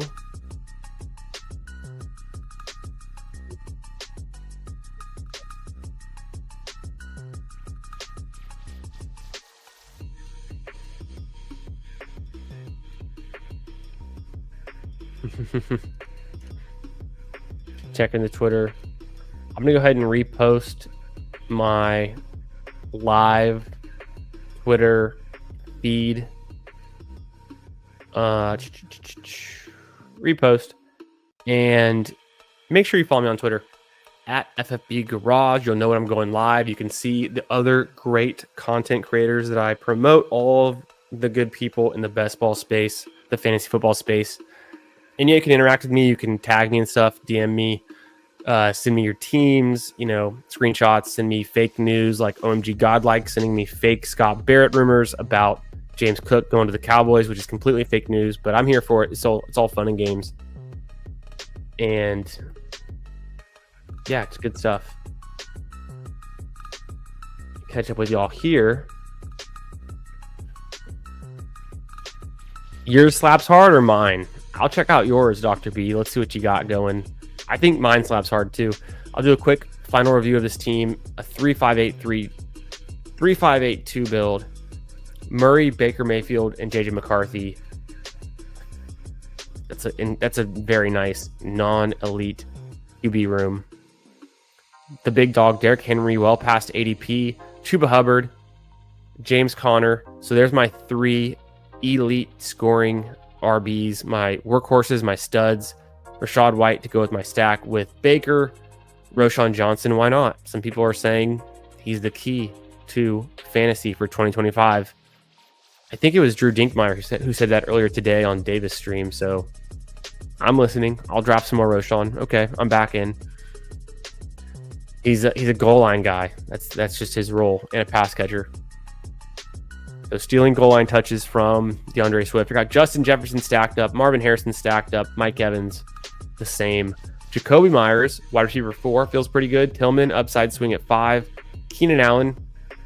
Maybe that's the pick I regret taking and should have taken a 3rd tight end there, but it would have been like Hunter Henry, and I wasn't so excited about the guys in that range, so it's whatever. Adonai Mitchell, Ray McLeod, Colston Loveland, Mike Gesicki. Both. Okay, Dr. B likes my team, and he likes his team too. Let's do a quick look at Dr. B's team, and then we'll jump into another best ball draft. Where is it here? Dr. B Harris, 24, a 2.673 with Jaden Daniels and Dak Prescott. Incredible. Nicely done. You catch the falling Dak. You got the Jaden Daniels value too. I already know you have CeeDee Lamb, so this is going very hard. Love this QB room. JT, Omarion Hampton, solid. Enough said. The rest of the room doesn't even matter at this point, but those guys will hold it down in the 1 and 2 at running back. Throw in a J.K. Dobbins. Only thing I can say there is, in a Best Ball Mania where people have been drafting all summer, I've got a bunch of Best Ball Mania teams where I took J.K. Dobbins in the 190s, 180s. So it'll be hard to compete, but if he is good, if he is a guy you need, and hey, that Broncos offense has been pretty decent, pretty good, one of the best O-lines in the league. So maybe Dobbins is just that good, still pays off, even at pick 99 versus pick 180. Spears, a great pick. Eckler with the stack, with the game stack there. Taj Brooks, a fun pick. CeeDee Lamb, of course, stacked up. Metcalf, the wide receiver 2, a nice little value. Jaden Reed, perfectly good in best ball. Emeka Egbuka, fun. Jaden Higgins of another fun pick. Leggett, bet on year 2 and year 3 and year 1 wide receivers.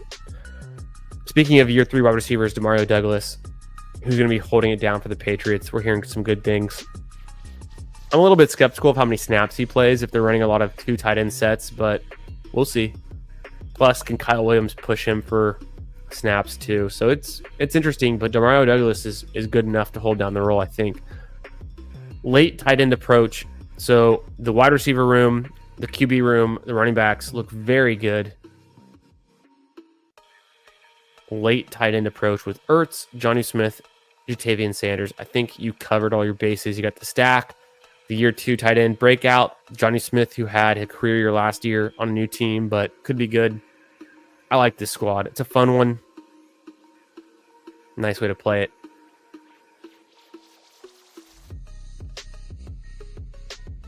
There you go. Two mules. little bit late. Must be a late shift. Fire teams. Rip another one. What do you guys think we should do? I'm going to start a new poll. I'll start a poll. I'll put a poll up here. Start a poll. What should we draft? What to draft next? We could do BBM. We could do an Elim. We could do, I don't know what else is even in the lobby right now. I doubt we could fill a sprint, but I'll put the option. And then Husky. Unless y'all want to draft PGA with me, but I know you don't, but I would. I've already got my 15 PGA Battle Royales in for tomorrow in Memphis. TPC Southwind? I think that's what it's called. Husky 2. Okay, I'm dropping the poll into the chat. Perfect time to make sure you've hit like on the stream. Go ahead and vote in the poll. Let me know what we're going to draft next. And we will rip another one. Kenny, do I usually limit myself to 2 tight ends for best ball mania?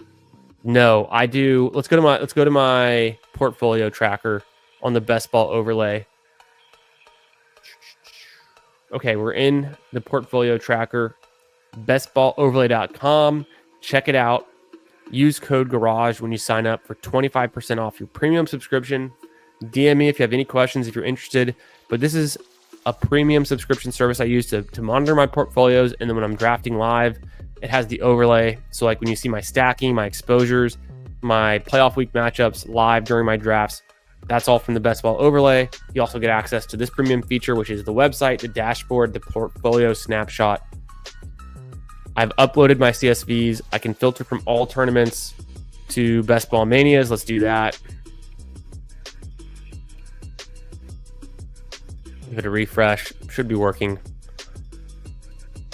Best ball manias. There we go. I think it's working. Looks like it's working fine.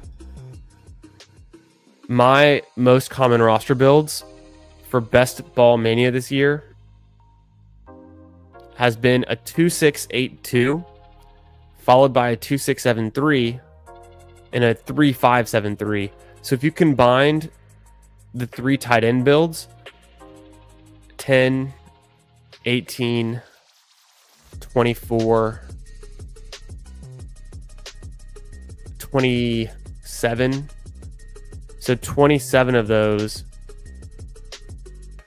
are 3 tight end. It doesn't seem like it adds up, but you know, I'll say this: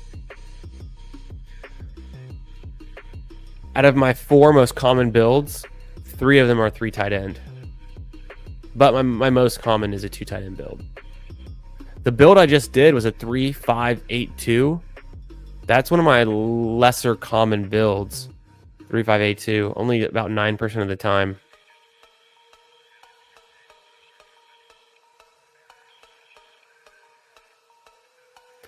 My most commonly drafted Week 17 matchup is... So I guess it is Houston at... Oh, there we go. Indy at Jacksonville. Because I do draft a good amount of Tootin, a good amount of Alec Pierce, Adonai Mitchell. Also Atlanta at... or Los Angeles at Atlanta. Because of all the Darqueze Hunter, all of the Darnell Mooney I draft. All the pieces there. So bestballoverlay.com. Check it out. DM me if you have any questions. You can use code GARAGE for 25% off your premium subscription. Get access to all the cool stuff. If you're drafting high volume best ball teams this time of year, like I am, I think you'd like the tool.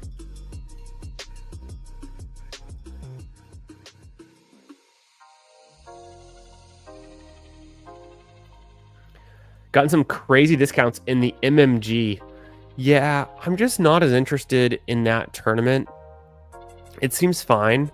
67.5 is a decent sized tournament. 212, 110, 1.5. I don't love the advance for what it is. A 110, 212. The 1.5 is good. The 225 is fine. 30 grand up top is fine. It's pretty good. It's decent, I think. The rake is pretty standard. It's like a smaller puppy or something. Seems fine. Not great. I don't think I'll enter it, but I mean, I could. If I was on here and I had a guest who wanted to enter it, or if y'all wanted to, if y'all are really into it, I could do one of those. BBM or Husky. That's kind of how I'm leaning. A BBM or a Husky. BBM, BBM, BBM. A WTF. PGA, if you tell me all of my picks, LOL, I can do that. Yeah, what up, Who Hames? How you doing, brother? MMG is the best tourney. Who Hames? Tell me more. Tell me more about MMG being the best tourney. I'm honestly just curious. I have not drafted one yet. I know some people have been into it. I think I've seen you streaming some of them. I know PPR Tyler was doing some of them. I'm trying to think who else. What's so good about it? I'm just curious. 6, 7, 500, 30,000 in prizes, or 300,000 in prizes. 50 max, $5. So, excuse me, you could get for $250. I guess that's good. For $250 of a shot at 30,000, I guess that is good. That seems right in line. It's a top-heavy tournament. If you make the finals, you get 400, so you'd make more than your max entry back. It does seem pretty good. It seems very top-heavy, I guess. You guys think the payout's just nice? Very top-heavy tournament? Is that what it is? Exactly. So I guess I figured it out. And Who Hames describing it here. It's a top-heavy tournament for the payouts, so it seems cool. I think what it comes down to for me is like timing, because I'm a little bit more interested in taking down like a Husky where only 11,000 people, 312, 28, 16, 117, and then the 117 gets you to your max. It's a 10 max. Then like a fifth place is pretty nice, 15k. First place 50k. So I mean it's all of a timing thing. Like, what do I have time to enter? I've only done 2 of these Huskies, so I could definitely be interested in doing more of those before it closes. I did 9 of the Husky ones. I've got like 4 or 5 of them going as slows right now. All right, let's close the poll. Make sure you voted. Make sure you hit like on the stream. Subscribe to the channel. Like and subscribe.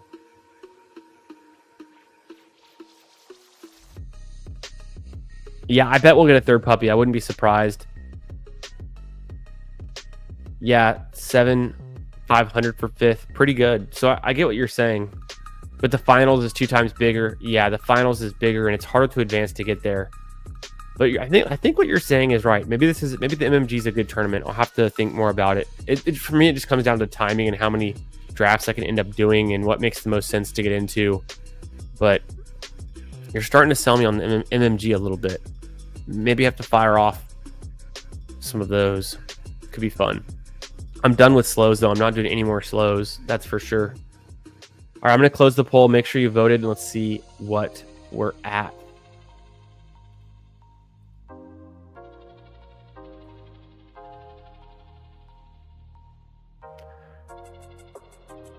Ooh, 12 votes, 58 for Best Ball Mania, 41 for an Elim. Best Ball Mania it is. I'm going to type it into the chat. Y'all can try to get into it. I'll cue it up so you can see it on the screen. Best Ball Mania. If you see it in the chat, I'm entering the Best Ball Mania now. If you want to get in. Waiting on 9 more. think that's us. I think it's all of us in here queued up.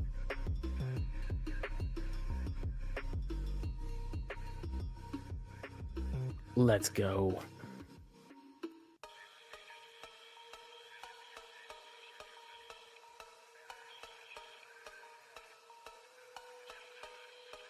It's going to be a sicko room for sure.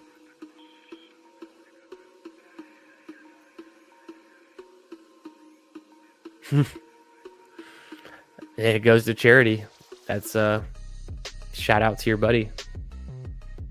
Yeah, there's going to be a sicko room for sure. We're all going to make it in here. Only 2 can advance. So enter at your own discretion.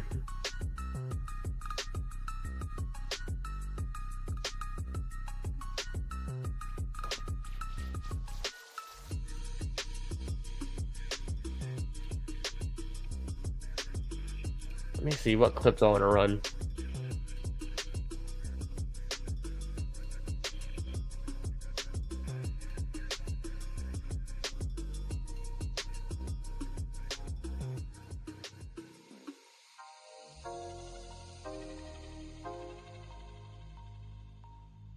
What clip do I want to run? Where did the digs clip go?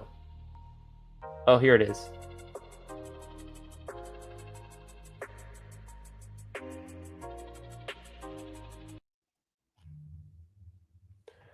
I put this together the other day. Oh, I'm in the 12 spot.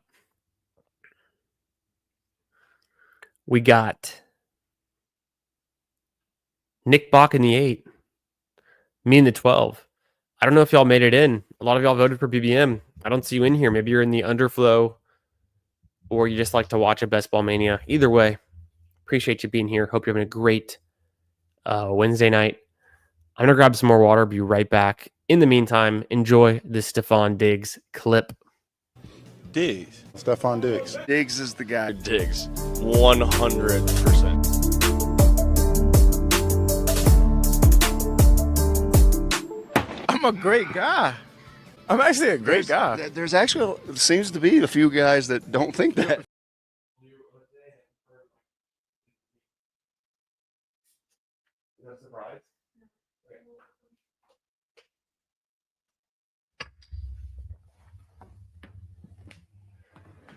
Let's go. Okay, we got that one. An oldie but a goodie. Let's run the Ashton Jeanty clip.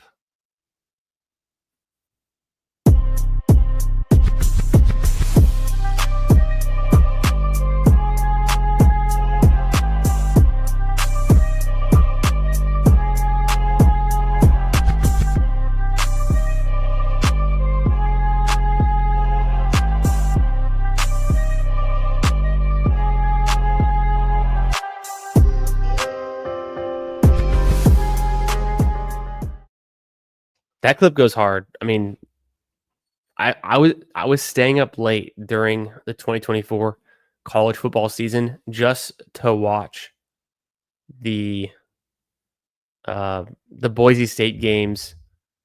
They'd come on late. You know, sometimes they'd be playing an away game in Hawaii that starts at like 10 p.m. Central Time. But I wanted to watch Jeanty live in person all season long. I was watching him. Anytime they're playing the home game on those sick blue fields, it's just kind of like a color rush situation. Pretty overwhelming, but the jukes, the hurdles, the stiff arms, the big plays. What I noticed from watching Jeanty like during the season, and he goes to pick 11, so this is not a Jeanty team, unfortunately, but I get Puka Nacua at the 12 spot. That's insane. I'll take him there with Amon-Ra. I think that's the obvious thing to do. I'll take Puka, and then I'll try to update my combo tool. Shout out to Best Ball Overlay. And then I'll figure out real quick which players. So I've never taken Puka with Amon-Ra. So that's like the easy, obvious choice. Because Puka never really falls that late. Maybe it's the Stafford news. People are a bit afraid. And then Amon-Ra being there too is very nice. So what happened in this draft for that to fall to me? I guess it's just the unique combination of Collins going at 8, Thomas at 9, Jeanty at 11, and that's how you get it done. You get a Puka Amon-Ra team. This is going to be a fun start for sure. But as I was saying, Jeanty, what I noticed from watching him live, it would be like, not the greatest team, the Broncos, the Boise State team that he was on. Their quarterback was fine. Maddox Madsen was fine. He's decent. Honestly, kind of surprisingly fun to watch. Offensive line, I'm not sure. I think they were just like okay. And people knew they're going to be handing off the ball to Genty a ton. Genty, when he's like standing in the shotgun, standing in the backfield, he's just there with his hands down to his side. The dude just like snaps ready. He just like goes from like an idle position to like 100 real quick. 0 to 60 real quick. He gets the ball, he gets stuffed, gets tackled behind the line. He breaks a tackle or two. He gains 1 or 2 yards, play after play. And then all of a sudden,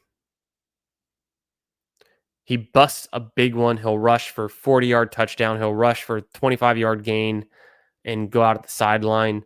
He'll catch a swing pass and make a big play. So like the dude's electric. The guy's big play potential. Any given moment, busting loose, breaking tackles, hard to bring down, even with some suboptimal run blocking, teammate, caliber, teammate situations, game environments. Still very impressive. It's going to be tough for Genty to pay off his first round draft capital, but I think in round 2, you got to mix in some Genty. You don't want to be completely fading Genty in 2025. Maybe he has like a Saquon Barkley rookie type year scenario. I mean, the dude was prolific. He put up the 3rd best college football season of all time. Better than Barry Sanders. He came in number 3. Melvin Gordon was number 2, surprisingly. Shout out to Melvin Gordon. That's a throwback name. Who was number 1? I can't remember it now, but, Barry Sanders was number 3 previously, and then Ashton Genty knocked him down to number 4, right? That was like the big talk of the NFL season as we were getting into it. Genty, runner-up in the Heisman, so if it wasn't for one Travis Hunter. Coming up next, pick 36, pick 37, I've got 2 star stud wide receivers. Team stack with Kyron, I think. Otherwise, maybe bring up Breece Hall. Damn, I'm not crazy about Breece Hall. Do I bring up... I could do Worthy and Rice. Do I bring up... Just grab Mike Evans again? And then go Kittle?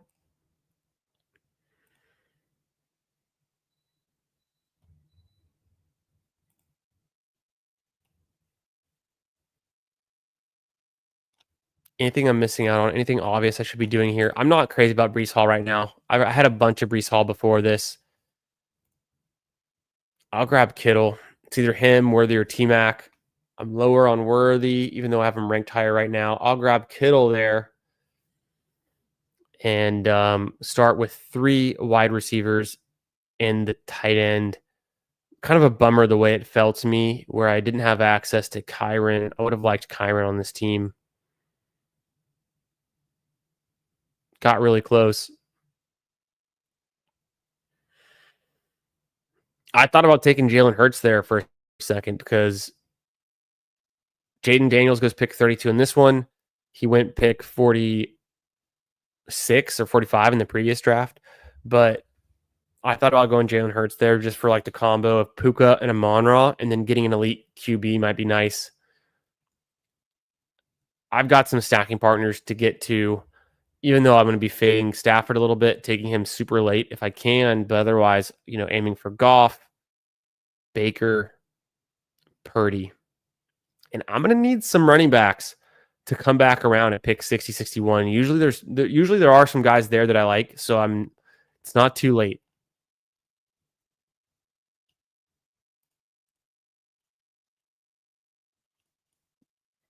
Yo, what up, Neil? Puka, Amon-Ra, love to see it. I think it's a pretty good combo. I hadn't done that one yet. I haven't gotten that combo yet in Best Ball Mania, so it feels very nice. And I think it could be pretty strong too. Yeah, people being scared of the Stafford injury. He's just like falling a little bit, right? So it's kind of crazy. Kind of crazy. Shout out to Neil for being a best ball Jeopardy semifinalist. We'll see. I don't know what the matchups are yet, but I might be going against Neil in the next round. And also shout out to my main man, Who Hames. He's putting out incredible draft content every weekday, 4 p.m. Central, 5 Eastern. Usually, I'm usually lurking. I'm usually listening in, wrapping up my workday, listening into Who Hames drafts, and he put up a good fight. I think I got the spoiler. I haven't watched the whole thing yet, but sounds like PPR Tyler was able to defeat Who Hames in Best Ball Jeopardy tonight. I'm sure it was a glorious matchup and a well-fought battle. But shout out to Who Hames. Make sure you guys have checked out his channel and are subscribed as well. And then you guys already know Neil, so like goes without saying, subscribe to Neil's channel, check out his content, his best ball streams too. Always some good stuff from my friends there. And then Nick Bach. You guys know Nick Bach's in this room. He's drafting with us tonight. He's going live, doing best ball streams. Make sure you support Nick Bach. Follow his channel, subscribe there. Come draft with you boys. If you're into best ball drafts, fantasy football, then you know where to find it. Great best ball community and a lot of really good stuff going on. A lot of great people in this space. I always like to say the best ball community is the best community in fantasy football, and we're getting bigger every single day. We're growing.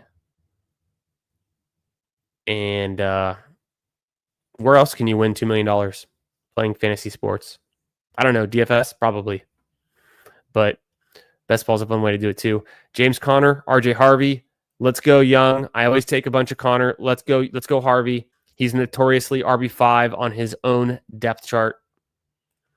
I took James Conner in the last one. Let's get an RJ Harvey team with Alvin Kamara. It felt like the right move to do on this one. A little bit of old, a little bit of young. Maybe RJ Harvey is Sean Payton's new Alvin Kamara. I still like Kamara. I think he's fine. Conner might be equally good or better at this stage, but the Saints might be a terrible team. Who knows? Hard to tell. At least the Saints are getting a little bit better with offensive line play, even if the QB situation's murky and maybe a downgrade. But they took Kelvin Banks, the 9th overall pick. The dude was incredible at Texas. I don't think he allowed a single sack ever. And he can run block decently well too. So through my first 6 picks, 2-3-1 build with Kamara and Harvey, Puka, Amon-Ra St. Brown, Mike Evans, George Kittle. I got some little nice start there, keeping it balanced. Let's see. Let me catch up with y'all.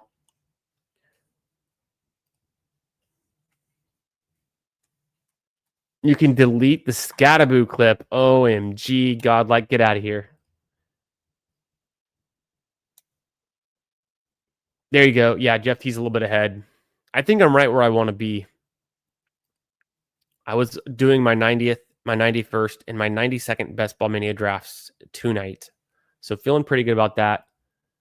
Yeah, leave it in. Yeah, nice and blunt. He's a real one. He knows ball.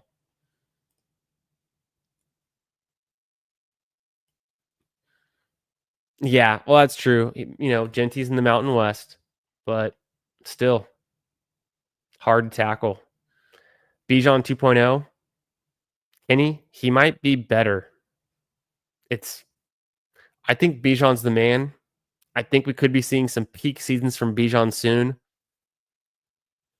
But Bijan's best season, I think he had 1,500 total scrimmage yards. Genty just put up over 2,000, whatever it was. I have to pull up the list. I have to pull it up, and I can pull it up too.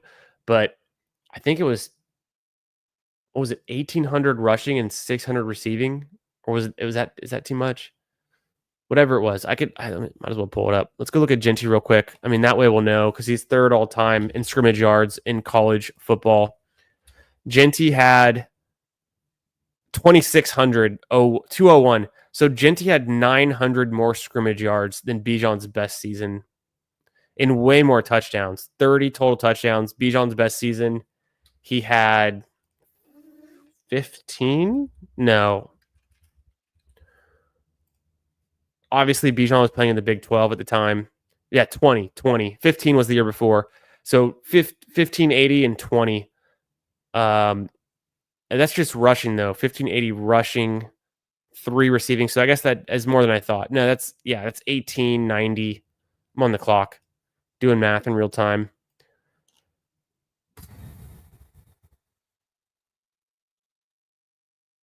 Jordan Mason. And then wide receiver 4. Otherwise, let's go Baker.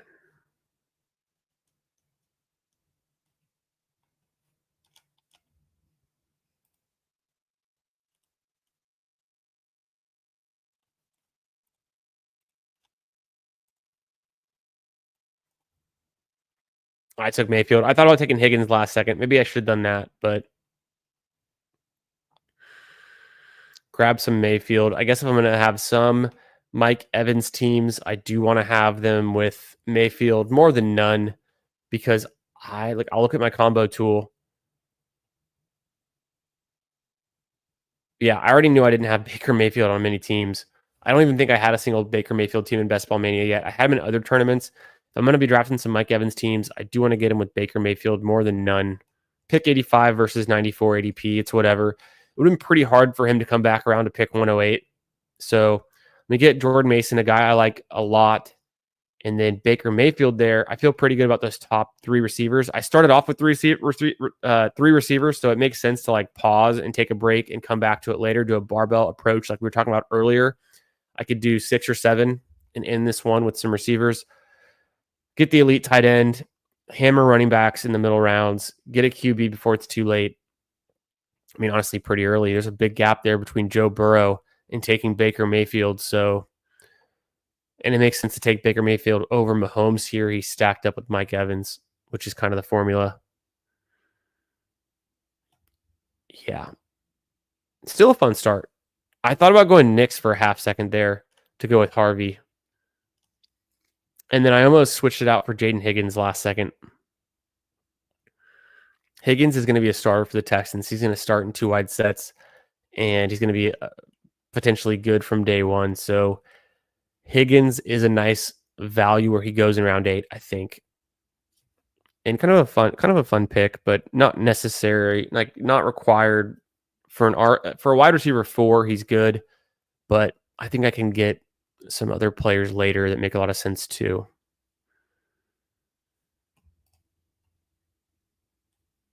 So yeah, I was getting thrown off because Bijan 2.0, maybe it is closer than I thought, but let's go back to the math on that. Bijan 1894, and then we had Genty at, I didn't even add his receiving. I just had the rushing. Genty was at 2739. So Genty is just like 900 yards more, which is insane. And Genty played 14 games. Bijan, I think, played 12. Okay, there it is. So 12, there it is. So a little different, right? 20 touchdowns, 30 touchdowns. We'll see. Slightly different competition. I'm pretty high on Genty. It's just tough because you're drafting him at his ceiling outcome already, unless he's just like the best player in fantasy, and that would be pretty surprising in its own. Moved Nico ahead of Neighbors Puka today. Interesting. I can see moving him ahead of Puka maybe, for sure. Ahead of Neighbors, I'm still having a hard time getting there, unless you just think like Neighbors has these nagging injuries that he's dealing with. Oh, because you were so high on Puka already, so maybe it just makes sense to even out now. I get that if you're worried about Stafford being hurt. Brees to the moon. I got a bunch of Brees. I'm starting to cool on Brees with how they're talking about Braylon Allen. And just maybe the Jets aren't that good anyways. I don't know. Yeah, I got the Who crew in here. Appreciate y'all. Hey, shout out to Nick. Pick 108. Purdy's still there, I hope. I think he'll be there. And then I could do Warren. Yeah, damn. Purdy goes right before me. Hate to see it. Shaheed could be a nice pick. Burden's not bad.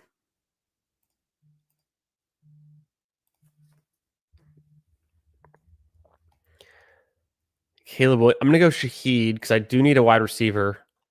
And then I have the option on what to do with my second one. Do I go with another tight end? I'm going to chill at running back. I'm feeling pretty good about those three. Receiver-wise, I guess Goff is there. I could grab him.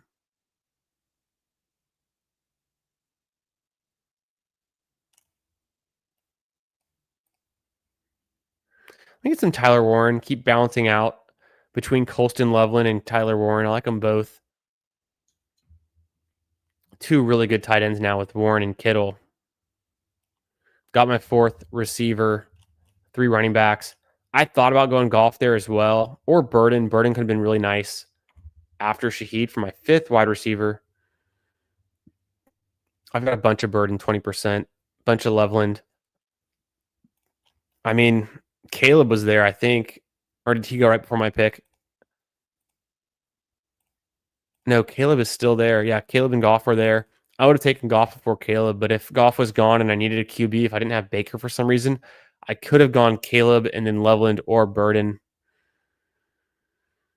The JMO drafter is in the 3 spot, and he only has one QB, Bo Nix. So he is 100% going to take Jared Goff at pick 118. So I'm not going to be able to, at 132, there's no chance Goff would be there anyways. I'm going to be trying to plane it through. He goes Burden. So maybe not. Maybe he takes Goff at 123 then. Otherwise, the Gibbs drafter in the 4 spot has 2 QBs, but probably would still consider Goff at 124. So I don't think there's a chance he comes back. And then we have to worry about the Laporta drafter too.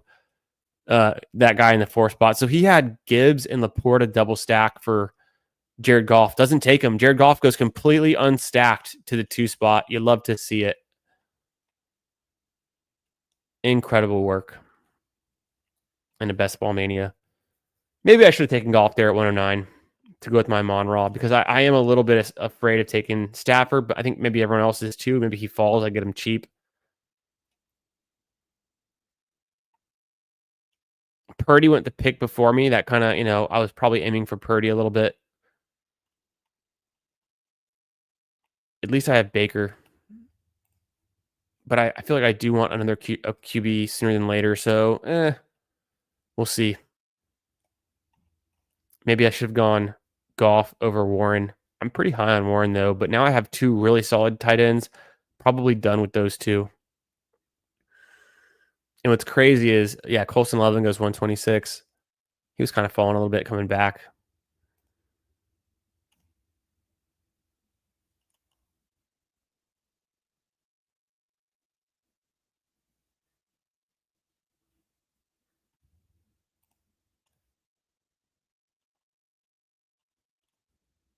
One, 3, 4, 2 build through 11 picks. Coming up on picks 12 and 13 from the 12 spot.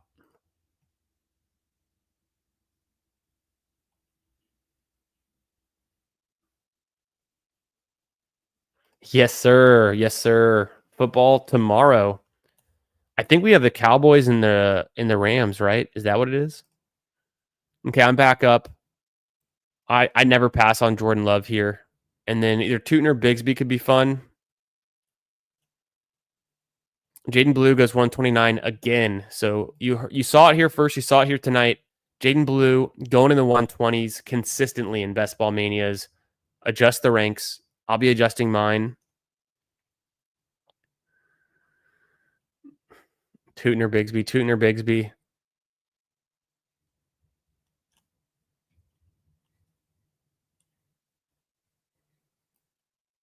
I'm going to even out my exposure just a little bit. I've gotten way more Tootin. I'll take some Bigsby. I will take some. You know what's funny? Didn't I draft Baker Mayfield and Mike Evans in my last Best Ball Mania? So the 2 Best Ball Manias in a row, I have Baker Mayfield and Mike Evans, where I didn't even draft them once before tonight. So kind of funny how that works out. I draft these teams and I'm so focused on my next teams, on to the next one kind of mentality. I half the time forget what I'm drafting, an hour or two after I've drafted it. Especially if I'm live like this, they all kind of run together. It's hard to keep track. I go Jordan Love there, pick 132. I'm never going to let Jordan Love go past pick 132 if I can help it, if I still need a quarterback solution. I think he's a great value where he's going. I mean, I could argue Jordan Love ahead of Caleb Williams. He went 115. I could argue him ahead of Drake May or Trevor Lawrence. They went 111, 112, ahead of or equal with Brock Purdy at 107. Probably pretty close to Dak Prescott, who went pick 100 here. So for me, it's a nice fall on Jordan Love that I think is just like he's already undervalued.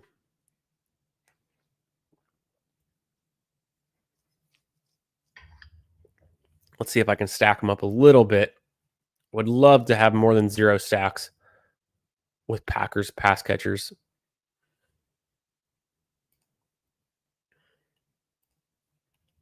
Love Higgins. Yeah, I'm big in on Higgins. I've been drafting him a ton too.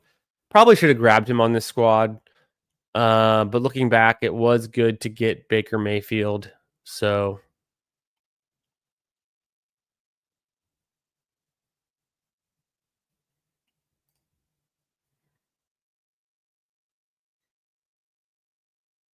true. All true. Nice and blunt. Good points there. That makes a ton of sense. Like I said, I'm high on Higgins. I don't mind getting Knoll later. I take a little bit of Christian Kirk. I mean, we were drafting Christian Kirk in the 4th round last season. Now he goes much, much later, round 11 here. There we go. Texans wide receivers on the move, getting some clarity on the situation. Nico, I think, is everyone's favorite. And then, yeah, Mixon missing some time. It's hard to know what to do with the Mixon situation, right? Nico, definitely the focal point. Stack off. Yeah, you don't have to stack off, right? Yeah, Dak went naked. You're blindfolded. Yeah, when Steve directed you on that one, he got you to take a naked off. How dare he do that? Dobbs is there. Praise B. It's a good way to stack up. I was hoping that would fall through. Little follower on Quentin Johnston doesn't hurt either. I don't know if I could do Tua. There's just like no way for me to get there. But he slight follower on Tua. Nothing crazy yet. I'm kind of tempted to go Quentin Johnston. Otherwise, it's just a bunch of running backs, and I feel like I'm pretty good with my 4 for now.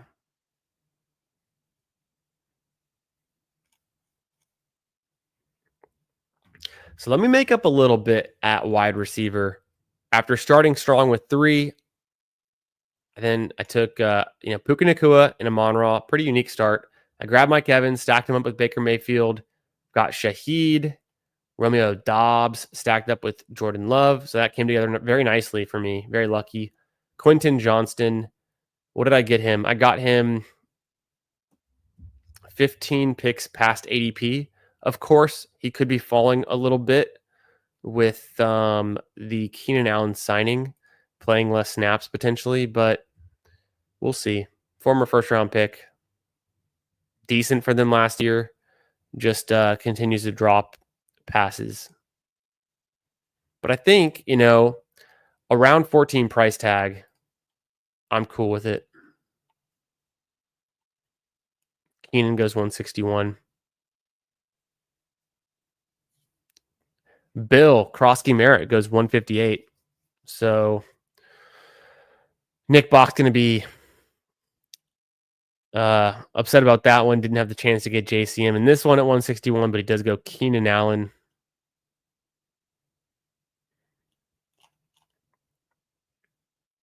You got the Jaden Daniels Terry stack, which is always fun.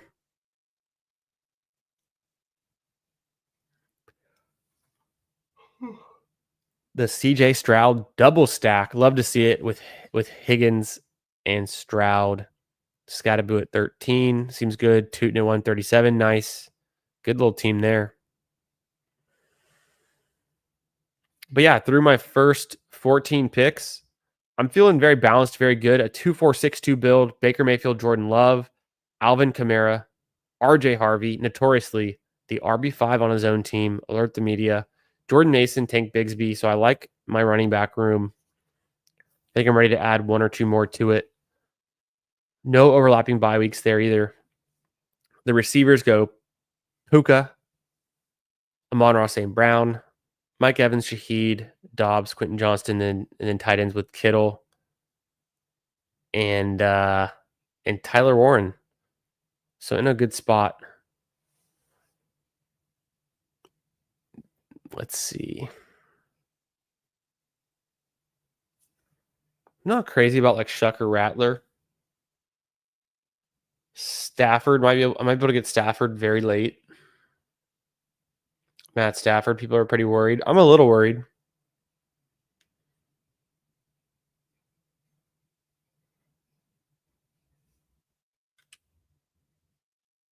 Tua's still there. I don't know what's going on.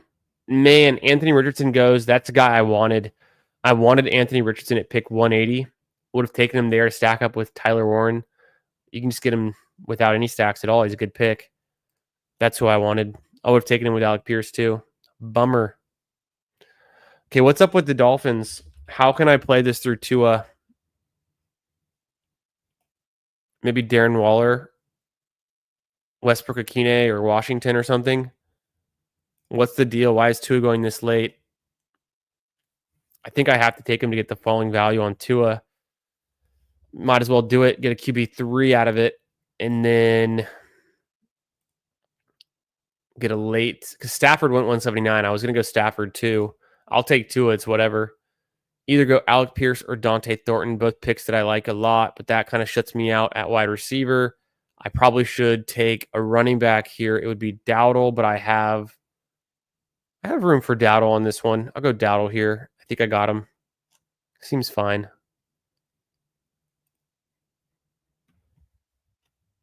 Dowdle seems like a good pick. I was talking up the Panthers' offensive line and improved offense in the last draft where I drafted Chuba Hubbard. Dowdle might have some standalone value. Maybe he does take a little bit of snaps away from Chuba. He's better in the passing game. We know that for sure. One of the areas Chuba was lacking in last season was as a pass catcher. He got a lot of receptions, but he didn't do a whole lot with them. Notoriously, 43 receptions, 171 yards. Not very good. One of the worst explosive receiving ratings that we've seen, but a good rusher. Decent overall, just as a volume play. Keep that in mind, that 88 relative scoring. And then if we go to a guy like Dowdle last season, who was a starter for, of course, the Cowboys, and now as a backup or just kind of the RB2 for the Panthers, he had 39 receptions, 249 receiving yards. Not much better, honestly. Slightly better. Not much better. So I don't know. Interesting. I could have sworn he was a little bit better than that, but that was actually pretty bad. They're both pretty bad at pass catching. Go figure. T-Mac to the moon. But Dowdle still has some good contingent value, some good standalone value. I think can be a decent piece. Seems like a fine pick in that range.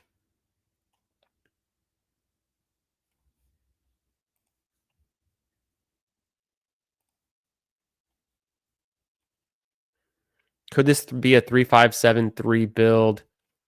No, I'm gonna stick with the two tight ends. So I'm either gonna grab that 8th receiver, most likely a 6th running back. Just grab one more running back with some upside.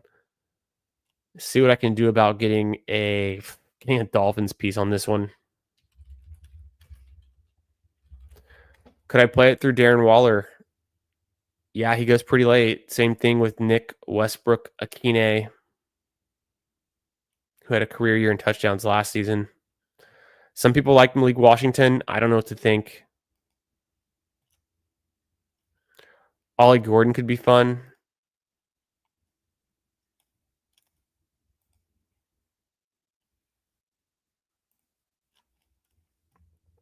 throw some Dolphins on this one.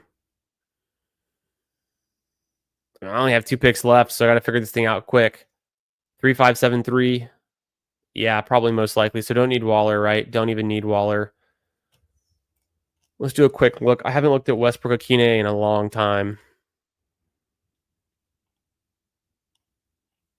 Yikes. The game logs. He can spike. He's had a couple spike games. He can spike. That's all we need. Westbrook-Akine and then Ollie Gordon on this squad. Maybe.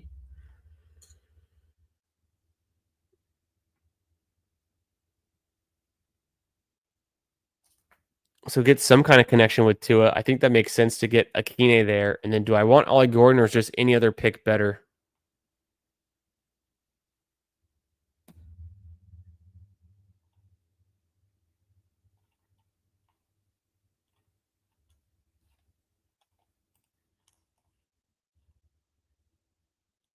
I'll take an Ollie Gordon. I'll mix him in. It's whatever.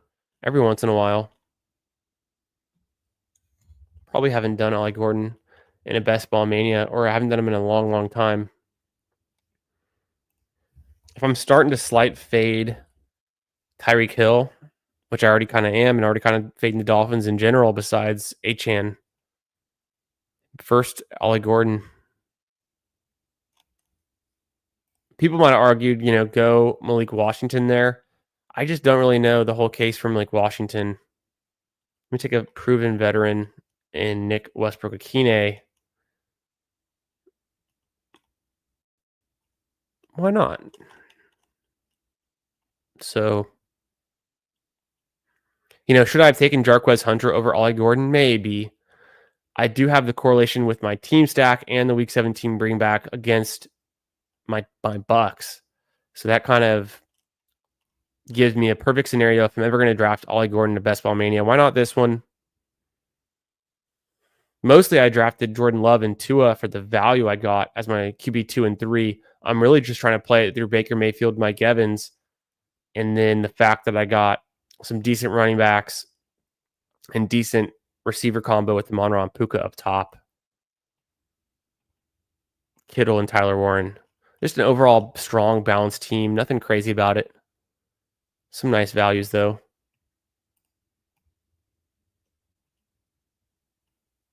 Yo, what's up, Risky B? What's the best draft spot in a 10-man? In a 10-man snake draft, non-third round reversal for like redraft leagues, I kind of like being anywhere in the first 5 picks, maybe 6. That's probably my favorite. I've had some pretty good luck out of the 3 spot in my home league, which is 10-team league, redraft, half-point PPR. We moved it up to Superflex, and we added an extra flex spot over the years. But I kind of like starting off with a receiver from the 3 spot. CeeDee Lamb is perfectly good.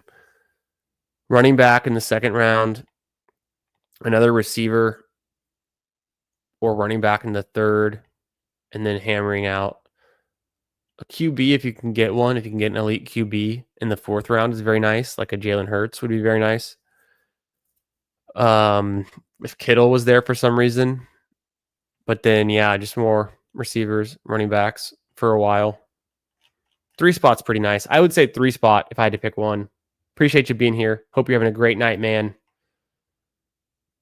And yeah, sorry, I just saw the question, but I get laser focused on the end of these drafts. But I appreciate you jumping in here and asking that, even if it was 15 minutes ago.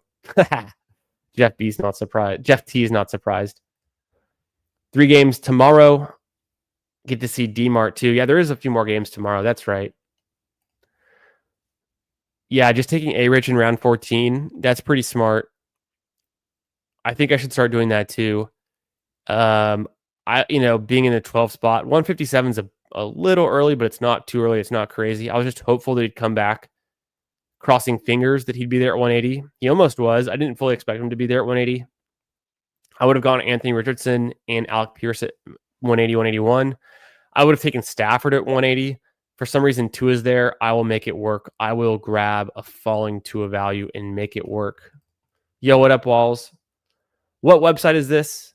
This is underdogfantasy.com. These are best ball drafts. They are fantasy football drafts where we are drafting an 18-player roster. It's a 12-man snake draft tournament, half-point PPR. You got to score total scoring between weeks 1 to 14. Then you advance out of this pod. The top 2 out of 12 will advance to week 15. You then have to be the top team in your pod there. You advance again to week 16, top team in your pod there, advance to week 17. The week 17 final is over 500 players in this tournament. There's over 600,000 entrants, 672,000 plus entrants. Here's the advancement, the tournament info I was just describing.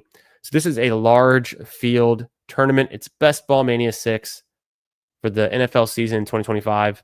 It's the flagship contest for Underdog Fantasy, and we're looking to win a grand prize of $2 million if you come in first and all the glory that comes with it. There's $15 million in total prizes.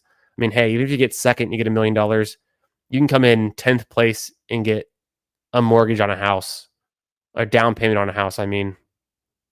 Or you could lease a Lamborghini for 18 months. Up to you. But yeah, appreciate you being here, Walls. Hope you stick around. And if you're interested in best ball, you can learn some things here. We have a great community here in the garage. A lot of sharp people like to hang out here, talk ball, talk fantasy football. So welcome in, my man. One of the great guys in the community himself, my man, Who Hames. Oh, could it have been the player profiler that I was on for like a half second? Yeah, using Tua as an advanced piece. And then, if I'm ever going to take NWI and Ollie Gordon, might as well be on a team like this. Yeah, the draft, yeah, like I was describing, it's a best ball draft we're getting into. There he is. Who Hames coming in strong with the answers. All the answers right there. So bad. Oh, Kenny was at the 102. Did I completely forget that you were in this draft? Oh, Kenny the Jet. Holy smokes, Kenny. I recognize your name. Like, I totally knew you were there. Like, I totally get it. I'll review your team. We'll look at it real quick. That's so funny, though, because when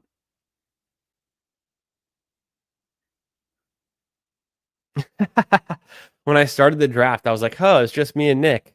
But I keep passing over Kenny the Jet. But I'll remember now. I'll remember. That was funny. I think it's because it's the third draft of the night. And look, Shooter McLovin was in this one too. Kind of a funny name. Play on Shooter McGavin and McLovin. But yeah, just because it's the third draft of the night and I just glazed over. Didn't even notice the names. We got Black Jesus in here. Oh shit, yeah, the Achievers was in here too.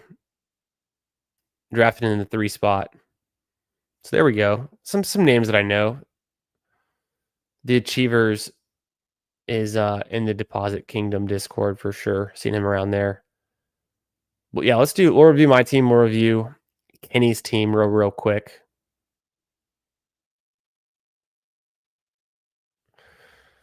And yeah, shout out to you guys in the chat holding it down. Shout out to Who Hames, yeah, for the info. A true OG, a mod here in the garage. A good man. Yes, sir. The Best Ball Mania 6.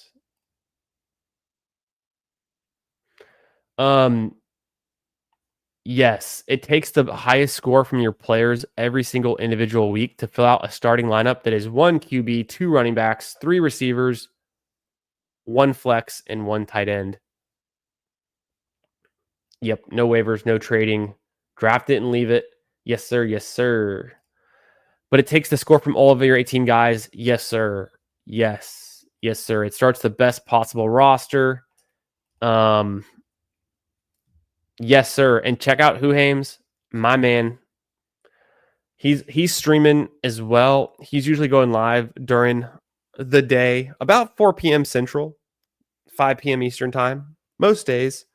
Huhame's a super nice guy, very sharp drafter. He's putting in the work. Love to see him in the chat too. Hence the mod ship. And we've done some streams together too. It's been a while. We need to do one again, Huhame's, real soon. We need to cross up, link up again, and draft some more teams together. It's been a little while. Last time I think we did some Superflex teams, which was fun. Hey, appreciate you, Walls. Good man. And let's go ahead and review my final team, a 3-6-7-2. So I have 18 roster spots. I got the 3 QBs, the 6 running backs, 7 receivers, and 2 tight ends to draw from my high score each week, weeks 1 through 14, to try to advance out of this room of 12 drafters. The top 2 out of 12 advance. I've got Baker Mayfield, Jordan Love, and Tua Tagovailoa. Pretty good QB room, especially with the falling value on Tua there. Makes it a little bit more unique. Alvin Kamara, RJ Harvey. So, Sean Payton's 2 favorite guys. Jordan Mason, Tank Bigsby. I got Dowdle, and then Ollie Gordon, who I don't draft a whole lot of, but it made sense in this one. Also get Dowdle for the week 16 bring back against the Bucks. Puka Nacua and Amon-Ra, so unique combo start for me. That feels pretty nice. 2 really good receivers. Mike Evans doesn't hurt. Shaheed, a team stack with Kamara, the Saints. Got Dobbs stacked up with Love, so that worked out. And then Quentin Johnston, Nick Westbrook, Akine to go with my Tua that I took very late. Backstacking it there. Got George Kittle and Tyler Warren. Perfectly good tight end room. Pretty decent squad. A different build. Some teams I don't really get into a lot, like the Bucks through Baker Mayfield and the Dolphins. I don't take them a lot at all, really, except for Achane. So a different one there. Let's see what Kenny the Jet did. Shout out to Kenny in the chat. Thanks for being here, brother. Let's see what you pulled together. A 3-5-8-3, a good, solid roster construction, it looks like. We'll see how you pulled this out. You got Kyler Murray, Jared Goff, and McCarthy. So I like how it's starting. There's a very, very strong QB room without an elite QB, but very strong. The Bijan, Bucky Irving is an incredibly fun start with those 2. DeAndre Swift at a good, pretty decent value, very fun pick. Jalen Wright, solid. Miles Sanders, why not? Not my cup of tea, but could be good. Could be a fine pick. High powered scoring, Dallas offense, why not? And then the Tyreek Hill for the combo, week 17 going against the Bucks is a nice piece. Cortland Sutton is pretty undervalued, I think, in 2025. So a fun one there.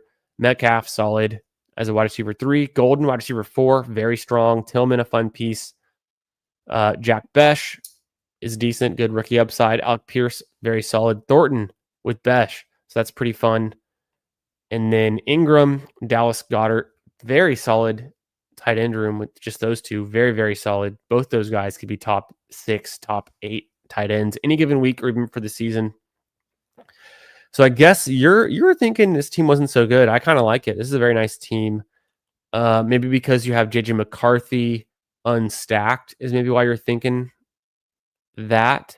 You don't have any Vikings pieces, but he has some rushing upside. Maybe he's just a good piece.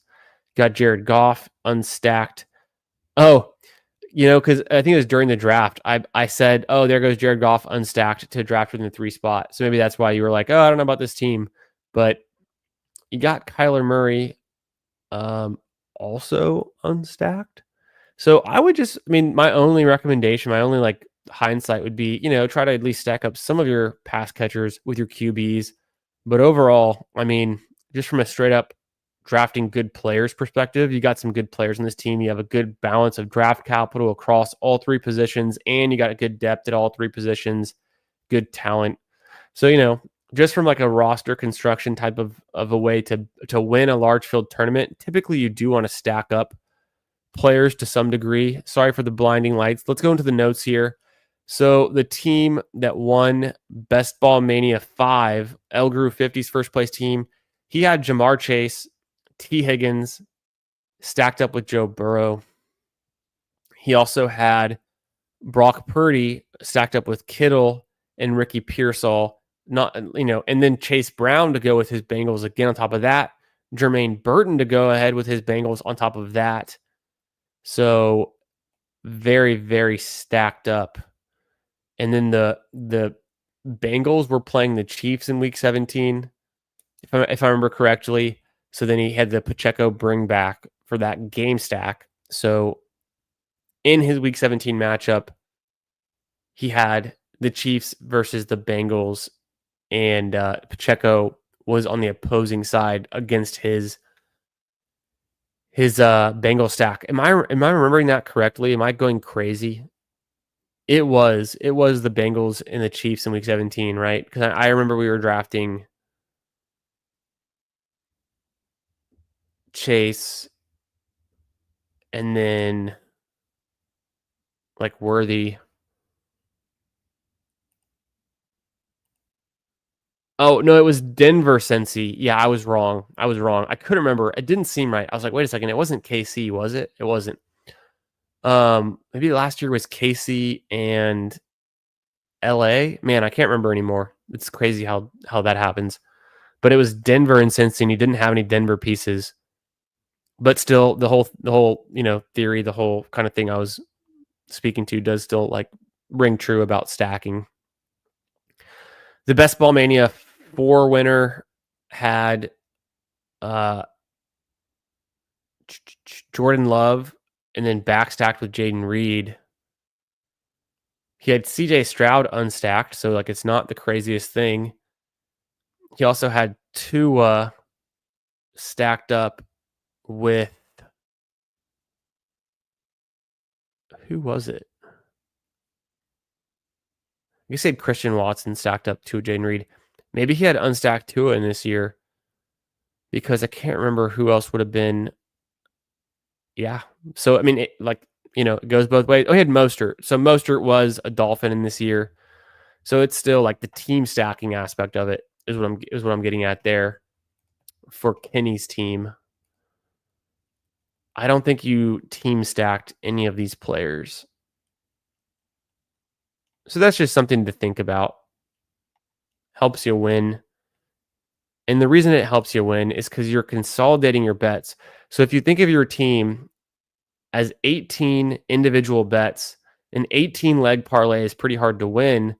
But if you start to stack up with Kyler Murray, with Marvin Harrison Jr., most likely those are positively correlated events. So the more likely Kyler Murray has a good season, so did his number 1 or number 2 receiver, Marvin Harrison Jr. So then you're going from a 7 or an 18 leg parlay to like a 17 leg parlay. And then maybe you have James Conner. Now you're a 16 leg parlay because you're stacking up more of the same bets, making a bet on the Arizona Cardinals, which should be highly correlated event if they are players you need. So that's kind of like the whole theory there of why you want to make as few. You want to only have to get so many things right to win. So you want to have to get as few things possible correct to have the best possible outcomes. And so if you make a bet on the Cardinals being a really, really good team next year, surpassing everyone's expectation, what would it take for the Cardinals to be really good? Well, Kyler Murray's going to have a good year, maybe a career year.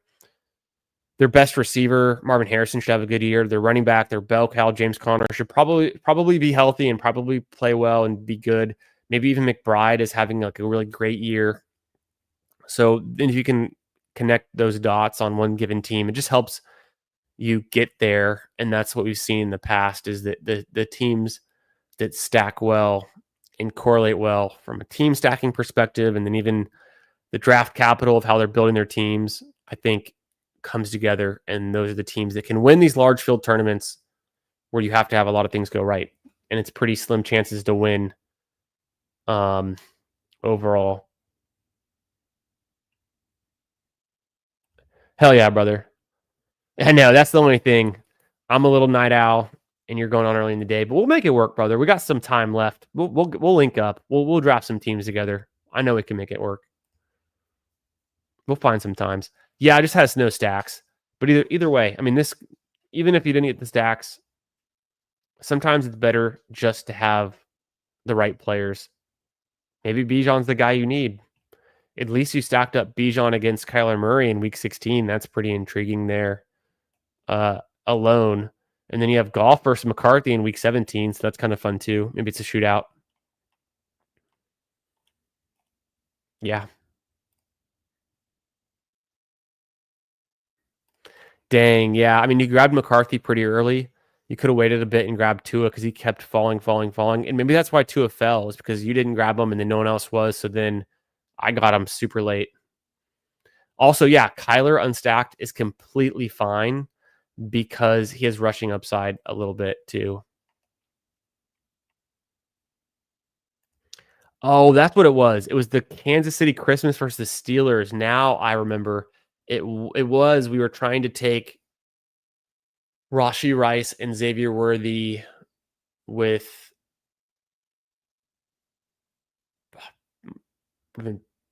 Freiermuth, Warren, Pickens, and Deontay Johnson. Was he still a Steeler when that was going on? Or no, he'd already moved on. He was a Panther, right? Tua Mostert was the stack. Yeah, Kriyoth knows. True. Very fair points. So that's kind of what we're saying there. Just a little bit of game theory. We did it. We drafted 3 Best Ball Mania teams. Yeah, I know. Christmas Day is ruined. It's tough being a Chiefs fan, getting all those Super Bowl victories. Get out of here. Appreciate y'all being here. Make sure you slap the like on your way out. Make sure you're sub to the channel. I'll be drafting best ball teams all summer long. More best ball drafts coming up soon, later this week. A lot of good stuff. We have the Ballsy show this coming Monday on my channel, me and my co-host Bindles. We have an extra special, really great guest coming on, so I'm excited for that one. We'll be announcing that soon. You can follow me on Twitter at FFB Garage. Turn on notifications so you know when I'm going live here on YouTube, and I'll catch y'all in another draft soon. If you stick around afterwards and you want to comment on this video, that would help me out. It'd be awesome. Comment and let me know, considering I made the title of this video, this stream, Lad McConkey and Justin Herbert, the stack you need to win in fantasy football. Throw me a comment afterwards and let me know if you're drafting Lad McConkey in 2025. If you're excited about Justin Herbert. I guess pretty much just answer the question, are the Chargers a team you want in 2025 for fantasy? And I'll see y'all in another one real soon. Thanks for being here. Peace.